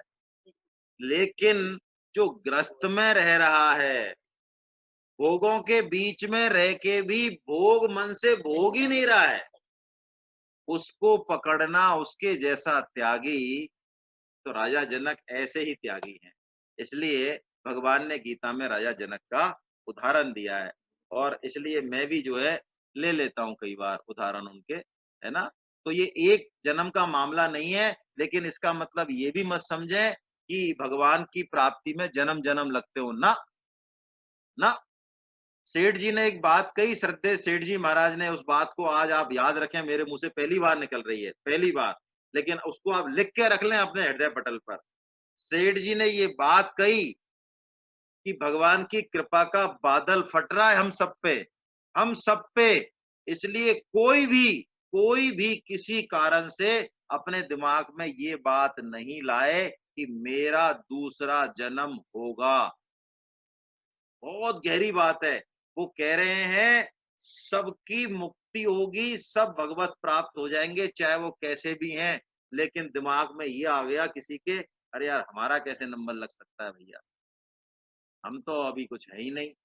खुद उसमें आड़ नहीं लगा दें, है ना। सेठ जी ने ये बात कही है। इसलिए भगवत प्राप्ति हमारे भाव, हमारे संकल्प के ऊपर है, जन्मों का मामला नहीं है। मैंने जो कहा वो तो इसलिए था कि भक्ति पुराने जन्म के संस्कारों से भी भक्ति स्टार्ट होती है, वो बहुत आगे पहुंच जाती है कई बार, है ना।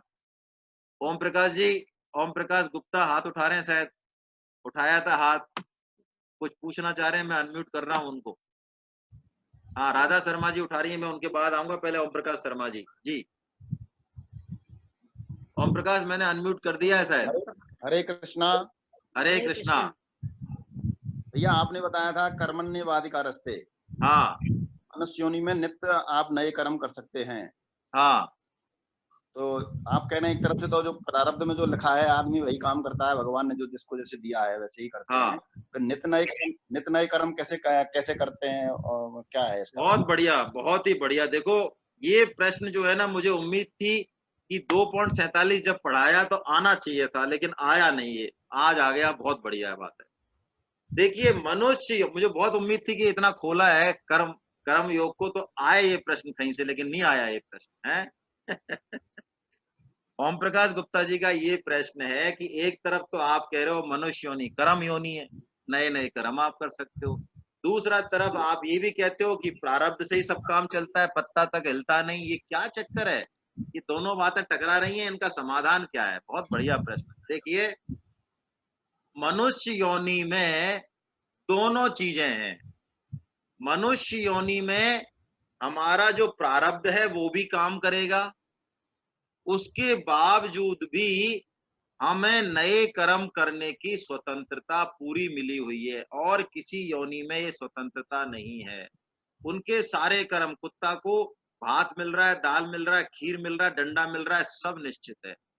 हमारा भी, अब आपने प्रश्न पूछा है तो चलिए बता देता हूं, हमारा भी किस घर में जन्म होगा, हमारी आर्थिक स्थिति कैसी होगी, है ना, हमारा संबंध कहाँ होगा, शादी संबंध, विद्या वगैरह बहुत कुछ निश्चित है। इस पे तर्क मत करना, कुतर्क मत करना, बहुत कुछ निश्चित है।